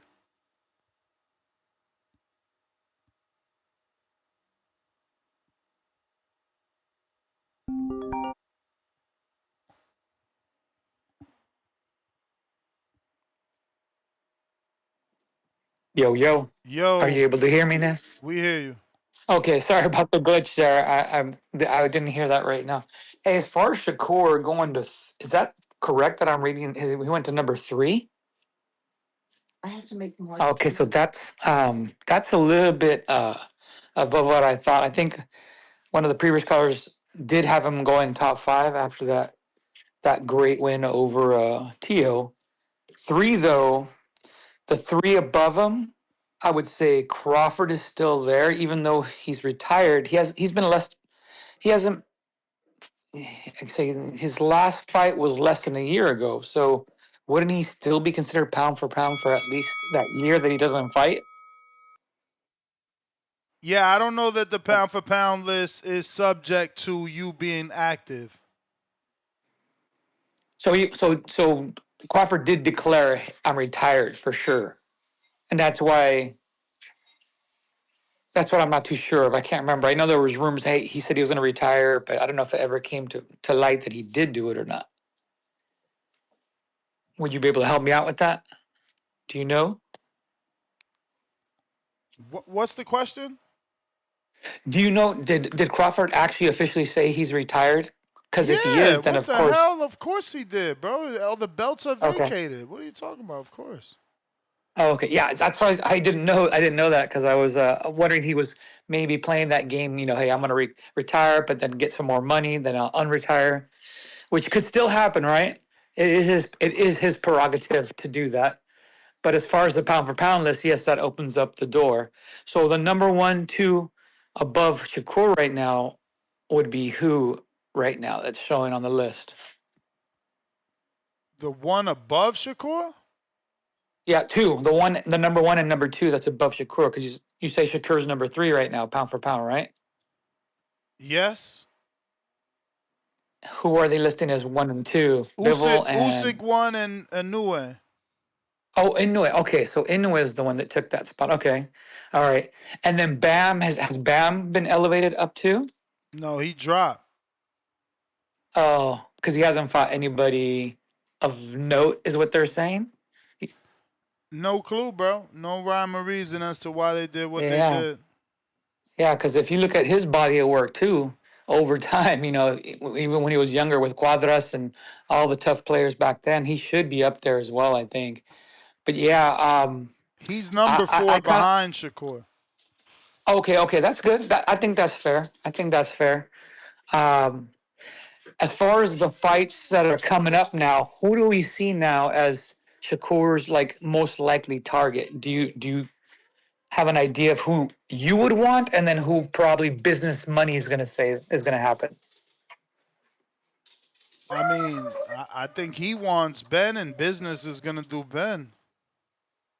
So it's all pointing in that direction. Now, you're talking about he's willing to go over there to make it a big stadium type fight, or it'll be coming down here to America? I don't know that he'll go over there. Is he willing? I'll say yeah, but I don't know that it'll end up going there because Ben wants to be paid for the rehydration.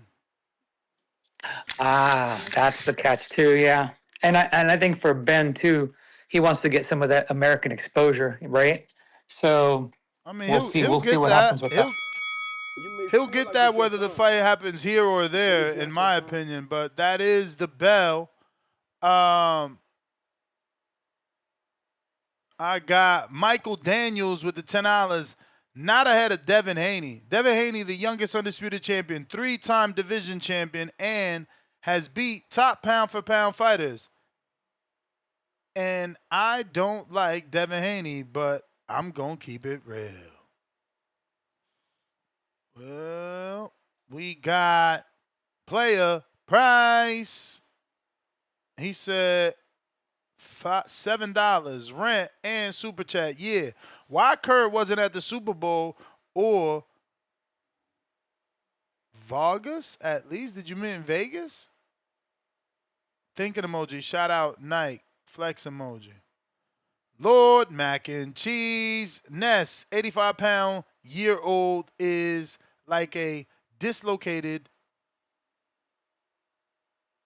tooth?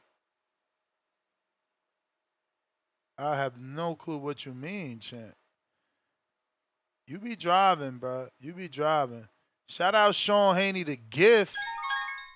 Cent 99 cent. What up, Sean? What up, Sean? We got player price. That rent pound for pound number 1 in the chat.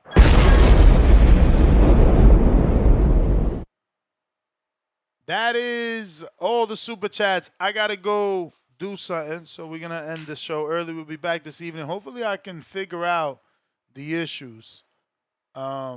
Maybe it's a them thing, software or YouTube. I don't know. Hopefully a restart of the computer puts everything back to normal.